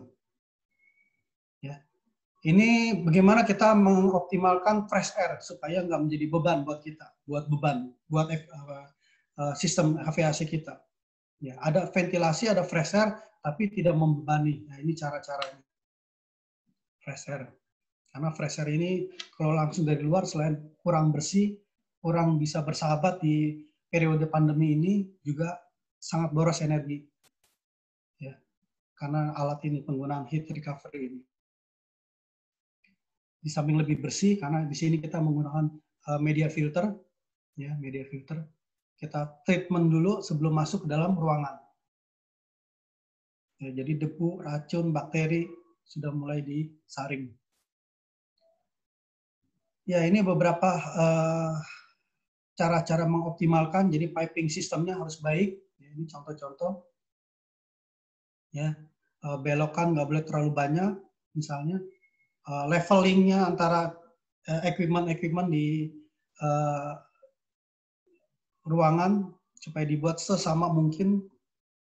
ya. Selain dari itu, pemilihan dari kalau chill water pilihan dari cooling tower karena berbeda antara counter dengan cross. Ini akan lebih baik yang kiri daripada yang kanan. Nah, ini kalau menggunakan VRF, sekarang sudah ada pilihan VRF yang lebih energy saving, yaitu water cool, yang menggunakan cooling tower. Ini memiliki efisiensi yang jauh lebih bagus. Kalau dalam COP ini 6, kalau dalam kilowatt per ton 0,58, sudah sangat bagus. Unitnya relatif lebih kecil, bisa kita tumpuk, ya. VRF ini, unit outdoor-nya, bisa kita tumpuk. Ya. Ya, ini kalau untuk hospital, saya lewatkan aja. Ini untuk hospital. Ya, kebetulan saya sekarang sedang mengamati ini filternya. Oke, demikian rekan-rekan semua. Pak David, mungkin saya kembalikan saja ke Pak David. Terima kasih. Baik, terima kasih Pak Mahendra atas materi yang disampaikan cukup ini ya. Kalau menurut saya sih cukup menantang nih materinya nih untuk dipelajari nih, karena kita kan biasanya cuma maintenance, tapi perhitungannya nggak ada untuk energi cost-nya. Bagi teman-teman yang ingin bertanya, silakan langsung nanti bertanya atau live chat. Tapi sebelumnya kita sampaikan dulu ke Ketua Umum kita, Pak Agus. Silakan Pak Agus. Oke. Assalamualaikum warahmatullahi wabarakatuh. Oke. Ya cukup bagus ya Pak materinya. Dan ya terima kasih banyak ya sudah bisa memberikan materi ya, mengisi untuk berbagi pengetahuan ya pada teman-teman kita. Jadi sebelum nanti mungkin pasti akan banyak ada pertanyaan ya nanti dari rekan-rekan mengenai yang dipresentasikan. Ya salah satunya adalah bagaimana cara yang pada saat ini adalah kondisi yang pada pandemi ya, pandemi COVID ini yang otomatis salah satu dari yang harus kita treatment itu adalah salah satunya ya AVAC sistem ya. Karena kan bisa juga ya secara perputaran udaranya itu kan bisa menghirup partikel-partikel atau misalkan dari bakteri atau virus itu sendiri.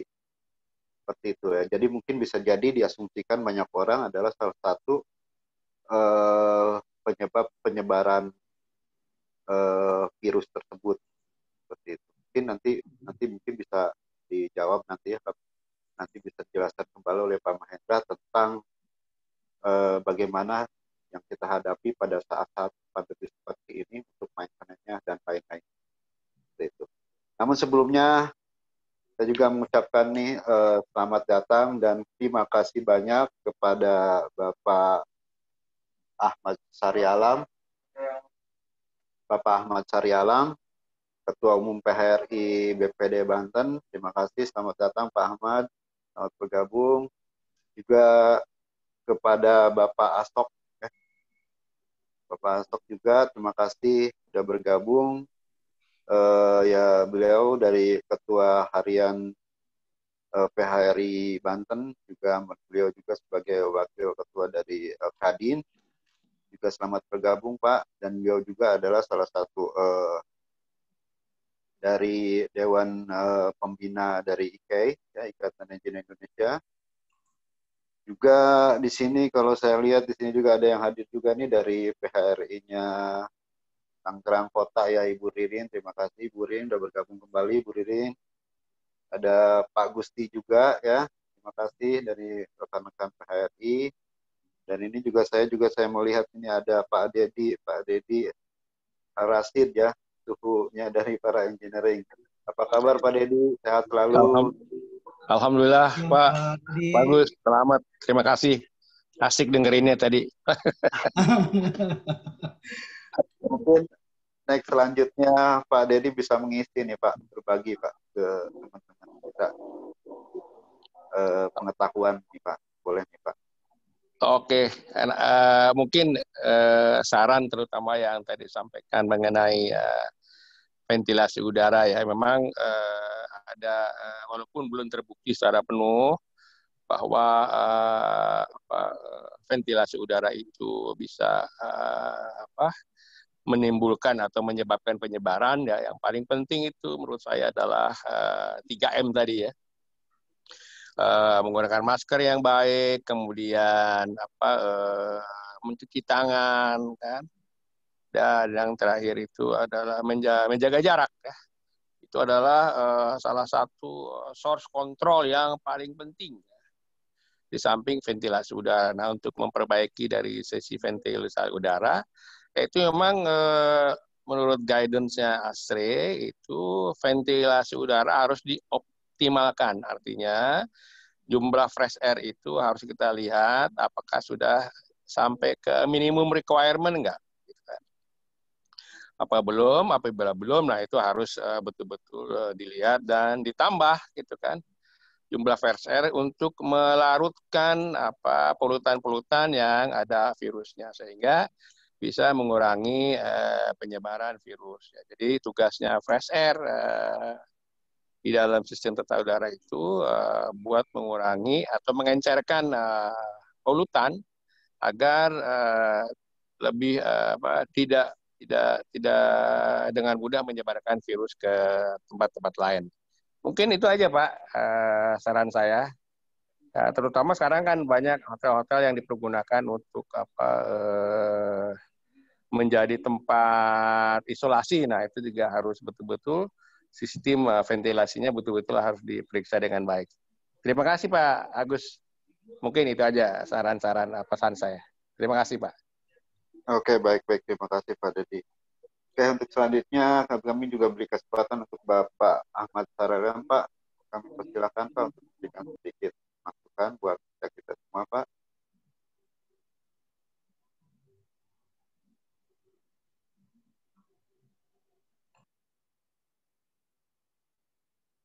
Pak David.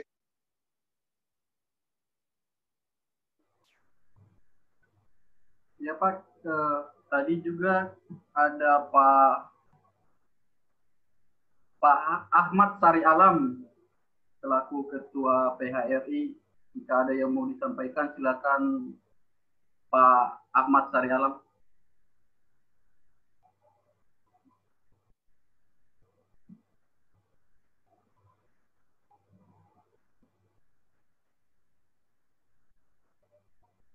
Mungkin oke.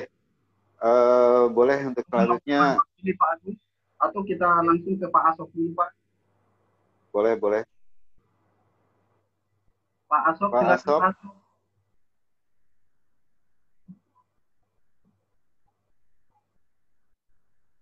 Pak Asok sepertinya tidak di room lagi Pak. Ada ini Pak Asok. Silakan Pak Asok.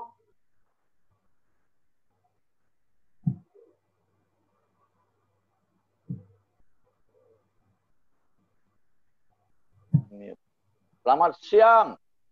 Selamat siang Pak. Assalamualaikum warahmatullahi wabarakatuh. Waalaikumsalam warahmatullahi wabarakatuh. Gambar nggak kan? Waalaikumsalam. Salam sejahtera, Namyo Buddhaya, Om Swastiastu, salam kebajikan, dan salam negatif COVID ya. Syukur alhamdulillah kita masih diberi kesehatan, kekuatan, dan diberikan ini. Kembali kami juga ucapkan terima kasih. Tadi terlepas ada juga dari Kadin Provinsi Banten hadir itu, Ibu Wiwin itu ada dari Kadin juga. Tadi saya lihat. Nah, Pak Ahmad Saryalan, Bu Ririn, dan semua bapak-bapak, ibu-ibu yang tidak dapat saya sebutkan satu persatu. Salam hormat dan salam kebanggaan kami. Cukup bagus sekali tadi kami melihat paparan dari Bapak Mahendra. Di sini kita lihat dari AVAC. Kita kalau mendengar bahwa perihal ini, sebenarnya engineering ini dari dulu sudah menyikapi semua ini. Ya, mereka dari dulu aware dengan safety, go green, pakai helm, cleanliness, pakai glove. Cuman sekarang ini lebih dioptimalkan. Jadi kalau dari sisi kami, tidak lupa juga kami sampaikan Hari Batik Nasional ya buat semua. Nah, HVAC kalau dari persepsi yang kami lihat, kami juga ada di industri pariwisata, hanya itu kita rubah jadi health ya, kesehatan. P-nya menjadi very, A-nya aktual, T-nya concern. Jadi sementara tetap yang tadi yang disebutkan oleh Pak Mahendra tetap kita ikutin jalurnya. Jadi health, very actual concern sekarang. Jadi kesehatan dulu. Kalau dulu kita cari uang, baru cari kesehatan. Sekarang dibalik. Pola tersebut dari pandemic protokol itu baru menuju kepada perekonomian. Nah, seterusnya dan seterusnya. Jadi engineering itu juga bukan saja dia masuk kepada aktualisasi APCAC, dia juga dari sistem kepada POMEC. Property, Operation, Maintenance, Energy, Cost, dan sebagainya dari dulu. Karena engineering itu adalah MOD, Minor Operating Department. Tidak punya revenue, tetapi dia keluarkan revenue dan dia menjaga dari ini. Makanya waktu pembicaraan kita yang terdahulu juga saya bilang engineering itu menjadi garda pertama dia yang mengkontrol daripada semua fungsinya. Banyak orang bisa bikin work from home, WFH. Tetapi untuk engineering itu susah untuk work from home. Bagaimana untuk AC, bagaimana untuk kontrol. Dulu kita kalau hidupkan AC harus dingin suhunya. Harus betul-betul dingin, harus betul-betul ini. Kalau sekarang kalau dingin malah dikomplain. Kalau dulu nggak dingin dikomplain. Jadi ini kesempatan ini, nggak isi freon mungkin ya. Jadi ini hal-hal ada berubah dengan drastis. Dan penyakit ini adalah demokrat. Dia tidak mengenal kaya miskin. Terkecuali orang gila. Saya lihat semua imunitasnya terlalu tinggi. Satu pun tak kena itu. Di sini banyak di Banten itu berkeliaran. Itu karena apa? Imunitasnya terlalu tinggi. Karena dia tiap hari tidak kena hujan, kena panas, dan sebagainya. Tetapi kita jangan ikutin kegilaan itu. Nah, di sini kita melihat dari engineering itu, dari PNP-nya, Policy and Procedure, saya tadi mendengar, membaca dari Pak Mahendra itu cukup baik, SOP-nya bagus. Nah, yang sekarang dibutuhkan dari engineering itu, need creativity in this new normal. Pandemik ini adalah perlukan kreativitas selalu membuat satu prosedur untuk disampaikan kepada semua. Baik itu kepada manajemen, karena engineering menjadi garda di depan itu menjadi secure. Safety-nya ada dia. Jadi adanya pandemik ini ya adalah pemantapan siasat yang sudah dimiliki oleh para engineer tersebut. So what you need now? Your supervision. Pengamatan yang betul-betul, supervision itu mata Anda yang dilakukan. Jadi harapan kita dari sekarang semua diatur, baik dari storage, seating capacity, staffing, ya semua menjadi kontrol pengendalaan dan sebagainya. Nah harapan kita juga melihat di sini sekarang tidak dilihat supply sama demand tidak seimbang. Now how to survive? How to survive ini yang harus jaga pada diri kita, baru kita jaga. Seperti di pesawat, setiap kali kalau pramugari menyampaikan, Bapak Ibu apabila terjadi suhu udara dan sebagainya, selamatkan diri ibu dulu, baru ke anaknya. Jadi tidak dibalik nantinya begitu. Nah ini juga sistem-sistem ini yang sudah dilakukan dengan input, proses, output.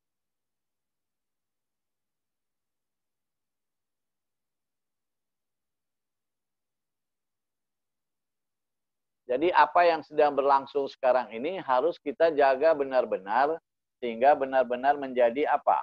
Efisien, efektif, elaborate, and then finally the economy.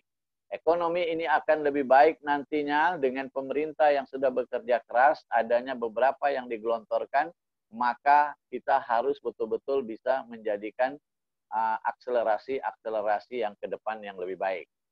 Dengan harapan, sampai kami, karena tadi sudah panjang lebar, kontinuitas kemitraan terus dijaga, komunikasi dijaga, karena di sekarang ini, semua tingkat tinggi fokusnya ada di mana? Orang menjadi baper, menjadi galau, menjadi lebay, menjadi alay, dan emosional sensitivitas terlalu tinggi. Nah, harapan kepada para engineer-engineer ini, mari kita semua memakai akal sehat, sehingga kita bisa betul-betul mengkerucutkannya bagaimana financial matter ini menjadi baik, dan power dan money, nah terakhir menjadi family and friend, and you can make little handicap menjadi lebih baik lagi ke depan. Harapan kita, ingat bahwa HVAC itu adalah health very actual concern for nowadays. Jadi mudah-mudahan dengan gambaran yang kami beri ini menjadikan kita betul-betul menjaga para filsafat ini menjadi tren yang baik, karena dulu di marketing strategi itu ada berapa P, nah sekarang sudah tidak bisa lagi tren dari pandemik. Lebih kurang demikian penyampaian kami, mudah-mudahan bisa kita terima dan menjadikan buka asas diskusi. Terima kasih.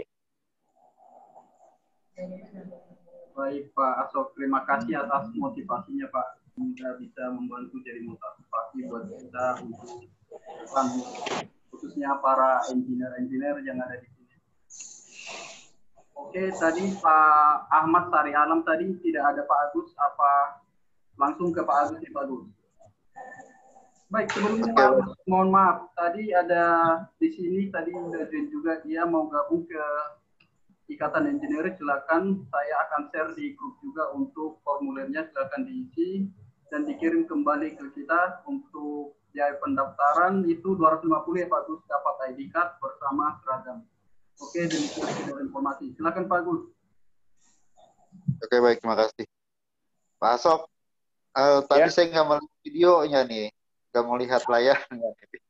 Nggak ada layarnya ya? Oh, nggak apa-apa, nggak apa-apa. Yang penting suaranya ada ya. Kemarin gambarnya nggak ada suaranya. Sekarang dibalik ya. Tapi nggak apa-apa. Yang penting niatnya tercapai ya. Oke. Kembali lagi, gimana Pak Ahmad? Udah ada masih bergabung lagi atau gimana? Pak Ahmad tidak lagi sama saya. Beliau lagi di Jakarta tadi kebetulan. Tapi saya lihat di participation beliau sudah nggak ada ya. Sudah keluar ya. Kalian mungkin istirahat ya, faktor usia beliau makan dulu mungkin ya. Sekarang nggak ada lagi. Tadi lagi makan gorengan tuh sambil monitoring Pak. Oh gitu ya. Beliau aktif memang. Nah, oke, untuk selanjutnya kami Pak David dipersilakan aja ya untuk teman-teman yang mungkin akan bertanya ya. Silakan. Dipersilakan dibuka aja untuk tanya jawabnya. Oke Bapak Ibu, jika ada yang ingin bertanya terkait materi optimizing HVAC kita tadi, silakan di unmute mic-nya langsung ke Pak Mahendra. Silakan Bapak Ibu.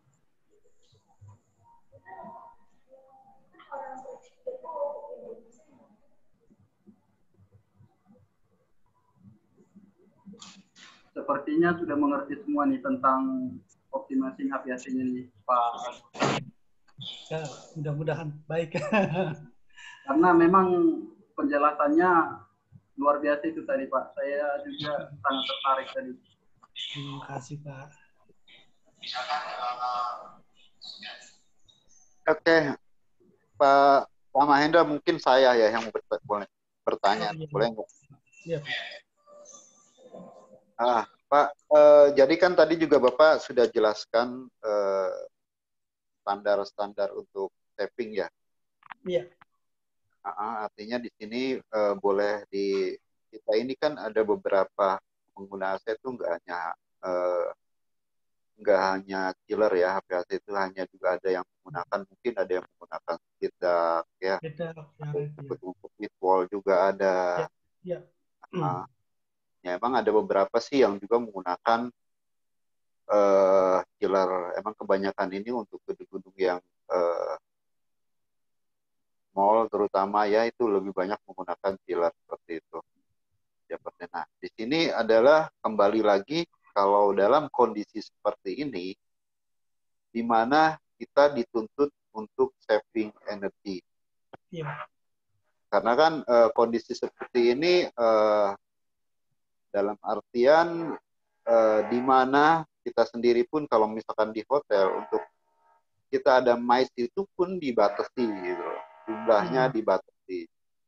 Artinya kan kita dari sisi engineer, karena presentasi untuk energi, salah satu, ya itu kan merupakan energi ya, itu energi itu merupakan masuk dalam KPI-nya engineering ya, yang mana kita harus saving ya. Nah itu kita harus menyesuaikan dengan okupansi, ya, okupansi dari tamu itu sendiri. Nah itu bagaimana langkah-langkahnya Pak agar bisa saving ya, untuk baik untuk chiller ataupun dengan AC-AC yang lain. Apakah harus diatur suhunya sekian atau misalkan mungkin ada program khusus untuk hal tersebut? Iya.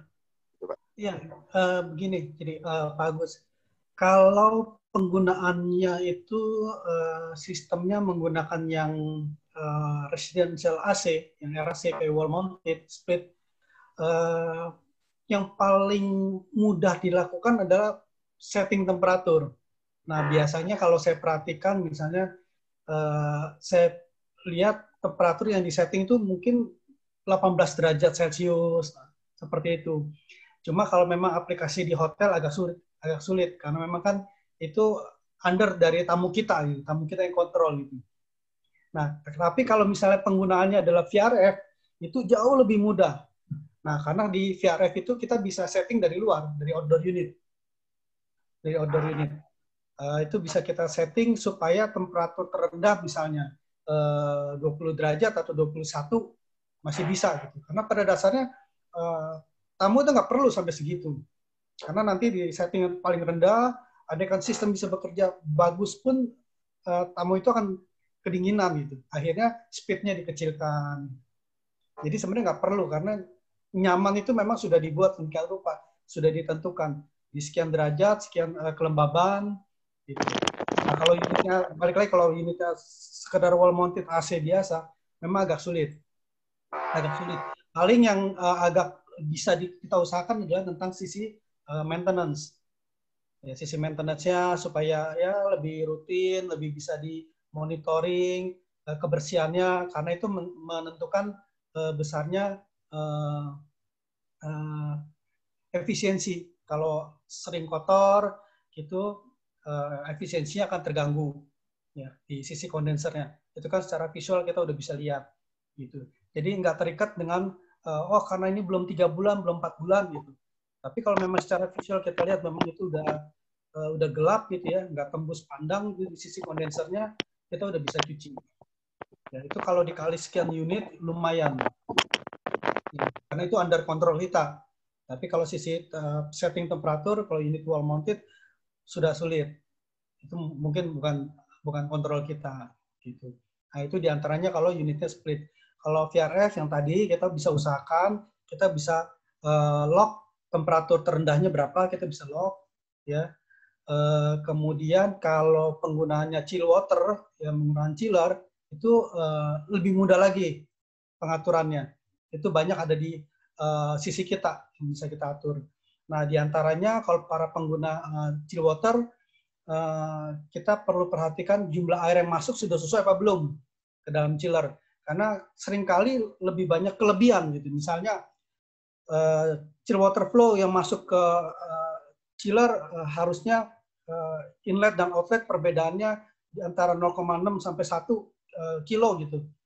Ya, per sentimeter persegi. Nah, itu bisa misalnya 1,2, 1,5 gitu. Itu terjadi. Ya, ada beberapa hotel di Bali itu begitu. Ya, karena dia bentuknya resort, pompanya besar, ya, sehingga jumlah air yang masuk pun berdampak besar ke dalam chiller. Sehingga chiller itu luar biasa bebannya. Karena itu kan sama dengan menambah beban. Sehingga chiller itu nggak pernah bekerja part load, selalu bekerja full load, karena memang nggak normal operasionalnya. Nah, ini perlu diperhatikan. Itu perbedaan inlet dan outlet pressure-nya tuh, waternya dari water itu terlalu besar, hampir 1,5, besar sekali. Nah, itu supaya bisa di-adjust lagi antara di 0,5 sampai di 1 kilo per centimeter persegi. Nah, di sisi kondensor pun sama. Kalau memang dia pakai water cool ya, sistemnya water cool juga sama diatur supaya jumlah air yang masuk sesuai, jangan terlalu kurang gitu. Ya, jadi pengambilan panasnya maksimal. Kemudian sisi setting dari operasionalnya, sisi temperaturnya. Ya, sisi temperaturnya juga jangan seperti kayak tadi 5 derajat ya di contoh saya, atau juga jangan 10 derajat gitu, karena dikhawatirkan kalau AHU-nya kurang mendukung, maka dampaknya kenyamanan terganggu. Ya, kalau AHU-nya masih bagus, baru masih diuntungkan gitu.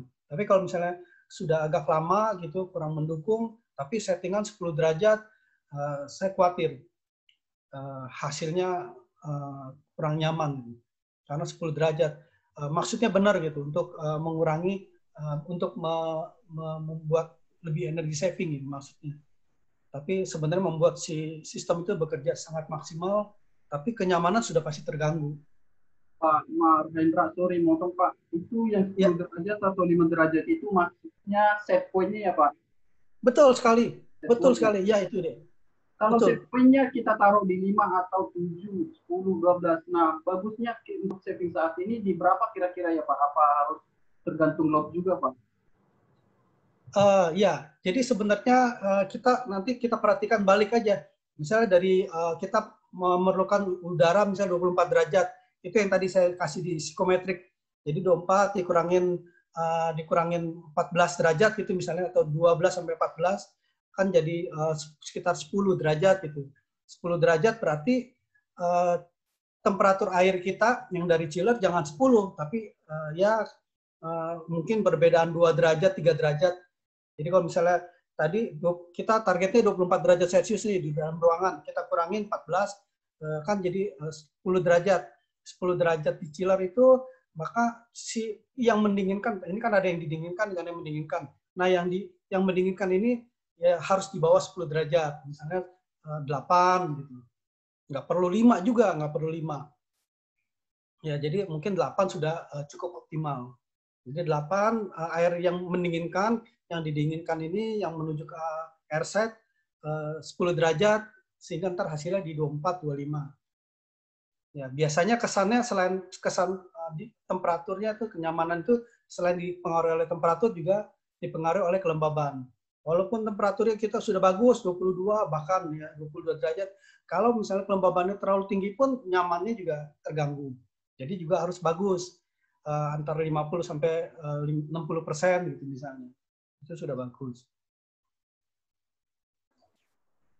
Kira-kira gitu settingnya. Nggak perlu 10 tapi jangan sampai 5 juga.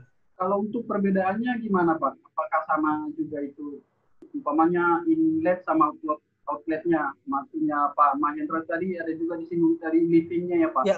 Ya. Nah, jadi kalau misalnya perbedaannya itu umumnya chiller itu untuk yang penggunaan komersial itu sudah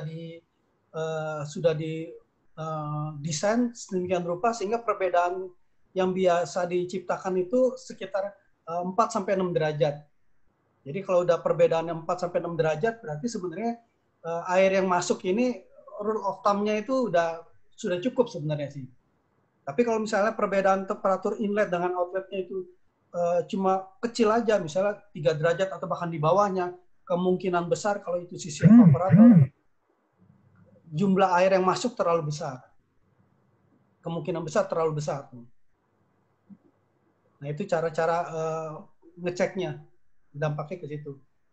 Kita bisa evaluasi dari sisi air yang masuk dan yang keluar. Perbedaannya besar nggak? Mungkin di atas 1 kilo. Nah, jadi perbedaan desainnya itu biasanya di chiller itu sudah didesain supaya dia bisa menciptakan perbedaan temperatur 4-6 derajat. Jadi kalau udah sampai di situ, biasanya air sudah oke. Berarti kalau 4 masih bagus itu Pak. Soalnya saya 4. Betul. 4 masih oke. 2 terlalu minim ya Pak, kalau 2 Pak. Kemungkinan terlalu banyak airnya. Kemungkinan besar terlalu banyak. Nah, itu artinya bebannya bertambah. Selain cleaning Pak, nanti perlu perhatikan juga untuk optimasinya, nanti kita lihat approach temperaturnya. proses temperaturnya itu sebaiknya jangan sampai lebih dari 2 derajat.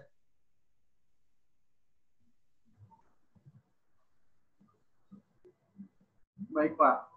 Silakan Bapak Ibu yang lain ada yang mau bertanya Pak.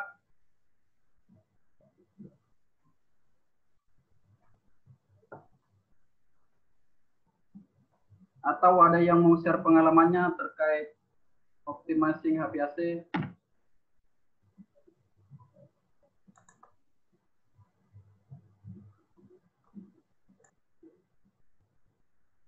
Oke, sepertinya tidak ada lagi. Mungkin sudah mengerti ya Bapak Ibu semua. Pak Agus, gimana Pak Agus? Apa masih ada yang mau disampaikan Pak Agus sebelum kita tutup?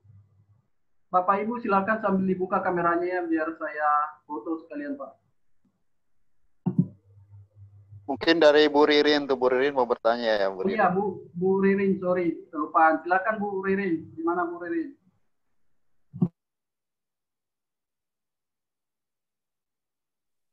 Iya, makasih.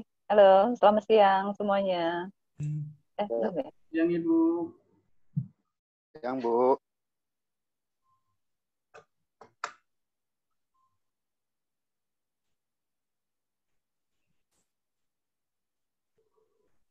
Halo? Ya, halo. Nah okay. Ini udah kedengaran. Iya, Assalamualaikum warahmatullahi wabarakatuh. Iya, selamat siang semuanya. Iya, saya dari tadi menyimak ya, karena saya bukan teknisi begitu, jadi lebih kepada menyimak pemaparannya Pak Mahendra,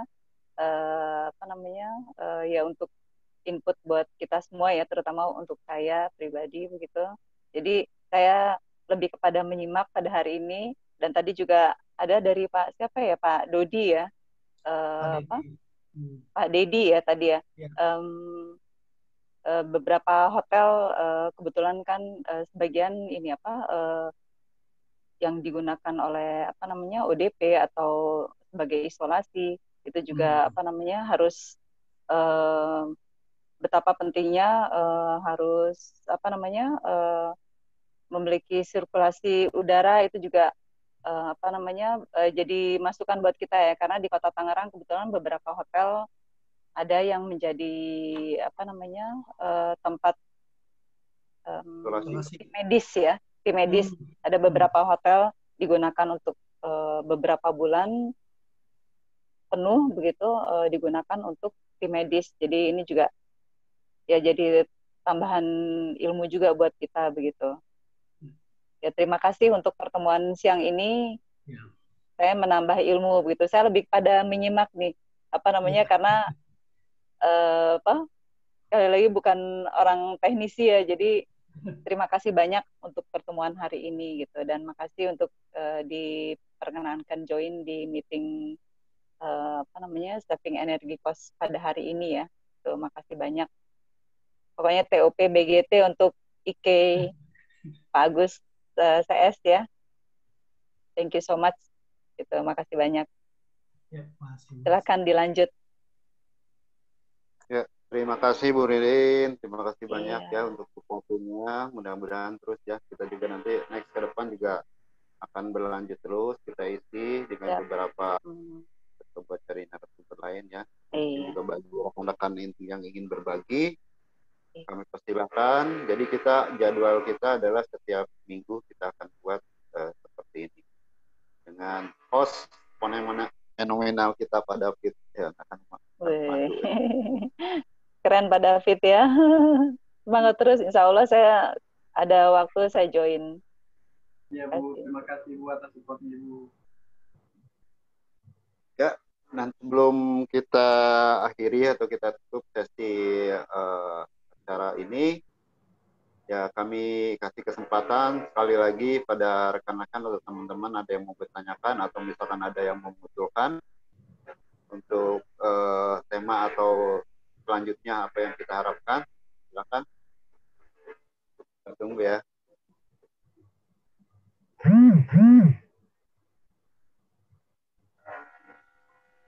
Pak Ito, silakan Pak Ito, Pak Rasno, Pak Kolit. Ini biasanya menjapri-japri doang nih. Kalau udah ketemu di Zoom meeting, sembuh nih. Pak Ito, silakan Pak Ito. Pak Tri juga kemarin dari LinkedIn menanyai tentang IK ini. Silakan Pak Tri. Pak Tri Wicaksono. Silakan Pak Tri.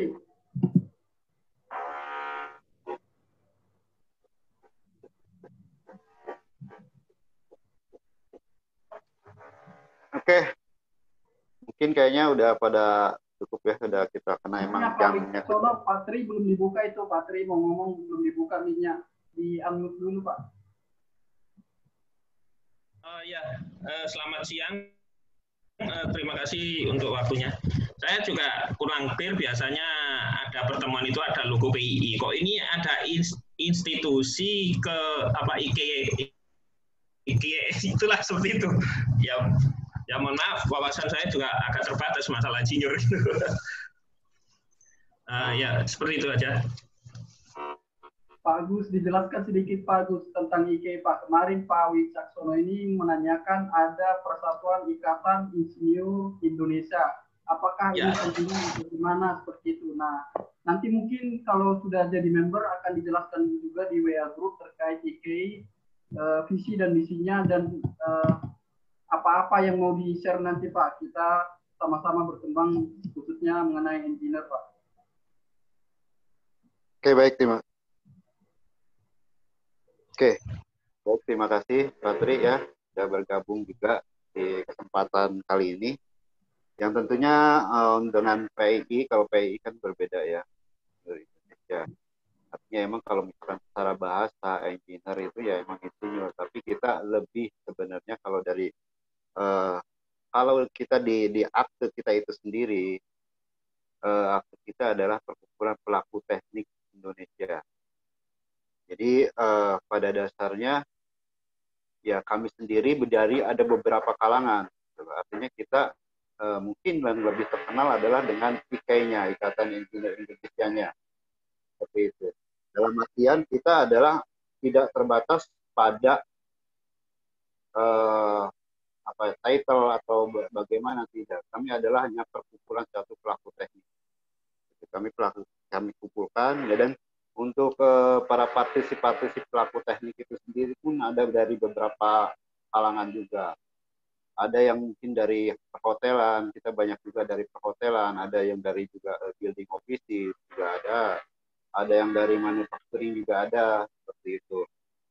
Jadi artinya di sini kita berusaha untuk coba sharing.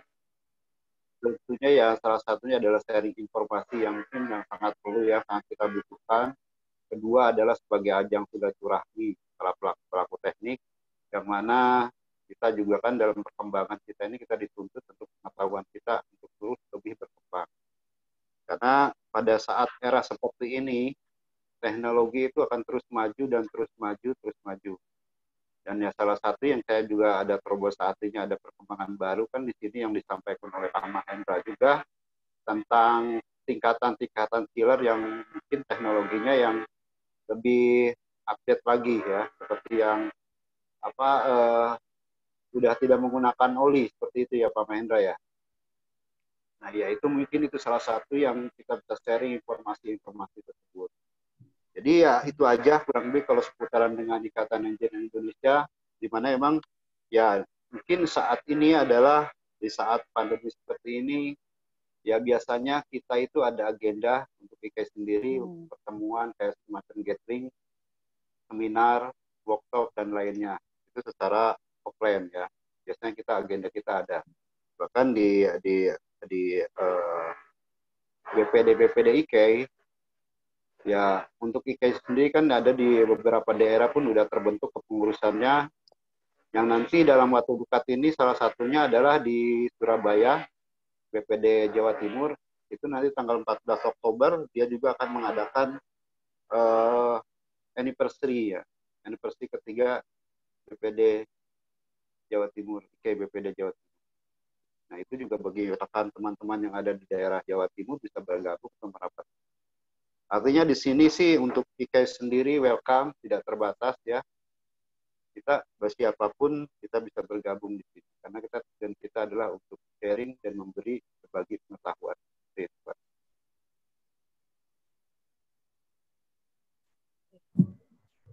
Oke, baik Pak Agus. Terima kasih penjelasannya, semoga membantu ya buat Pak Tri dan teman-teman yang lainnya. Ada yang mau disampaikan lagi? Pak Ito, gimana Pak Ito?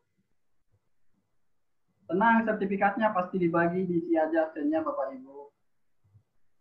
Luar biasa, luar biasa. Cukup dulu lah. Saya terima kasih udah ikut dari tadi ya, Pak David. Salam buat Bapak-Bapak semuanya. Semoga sehat selalu, sukses selalu untuk IPA Indonesia ya. Terima kasih. Oke, terima kasih semuanya. Semoga materi yang kita bahas ini bisa membantu untuk selaku kita para engineer ya, Bapak Ibu. Jangan lupa minggu depan kita akan mengikuti materi webinar yang berbeda, atau ada yang mau di request materi yang mau disampaikan, silakan Bapak Ibu langsung di Japri by WA, sudah kita sampaikan WA kita. Sebagai kata penutup, saya tidak tahu berpantunnya. Assalamualaikum warahmatullahi wabarakatuh. Happy weekend. Happy weekend. Assalamualaikum warahmatullahi wabarakatuh. Terima kasih.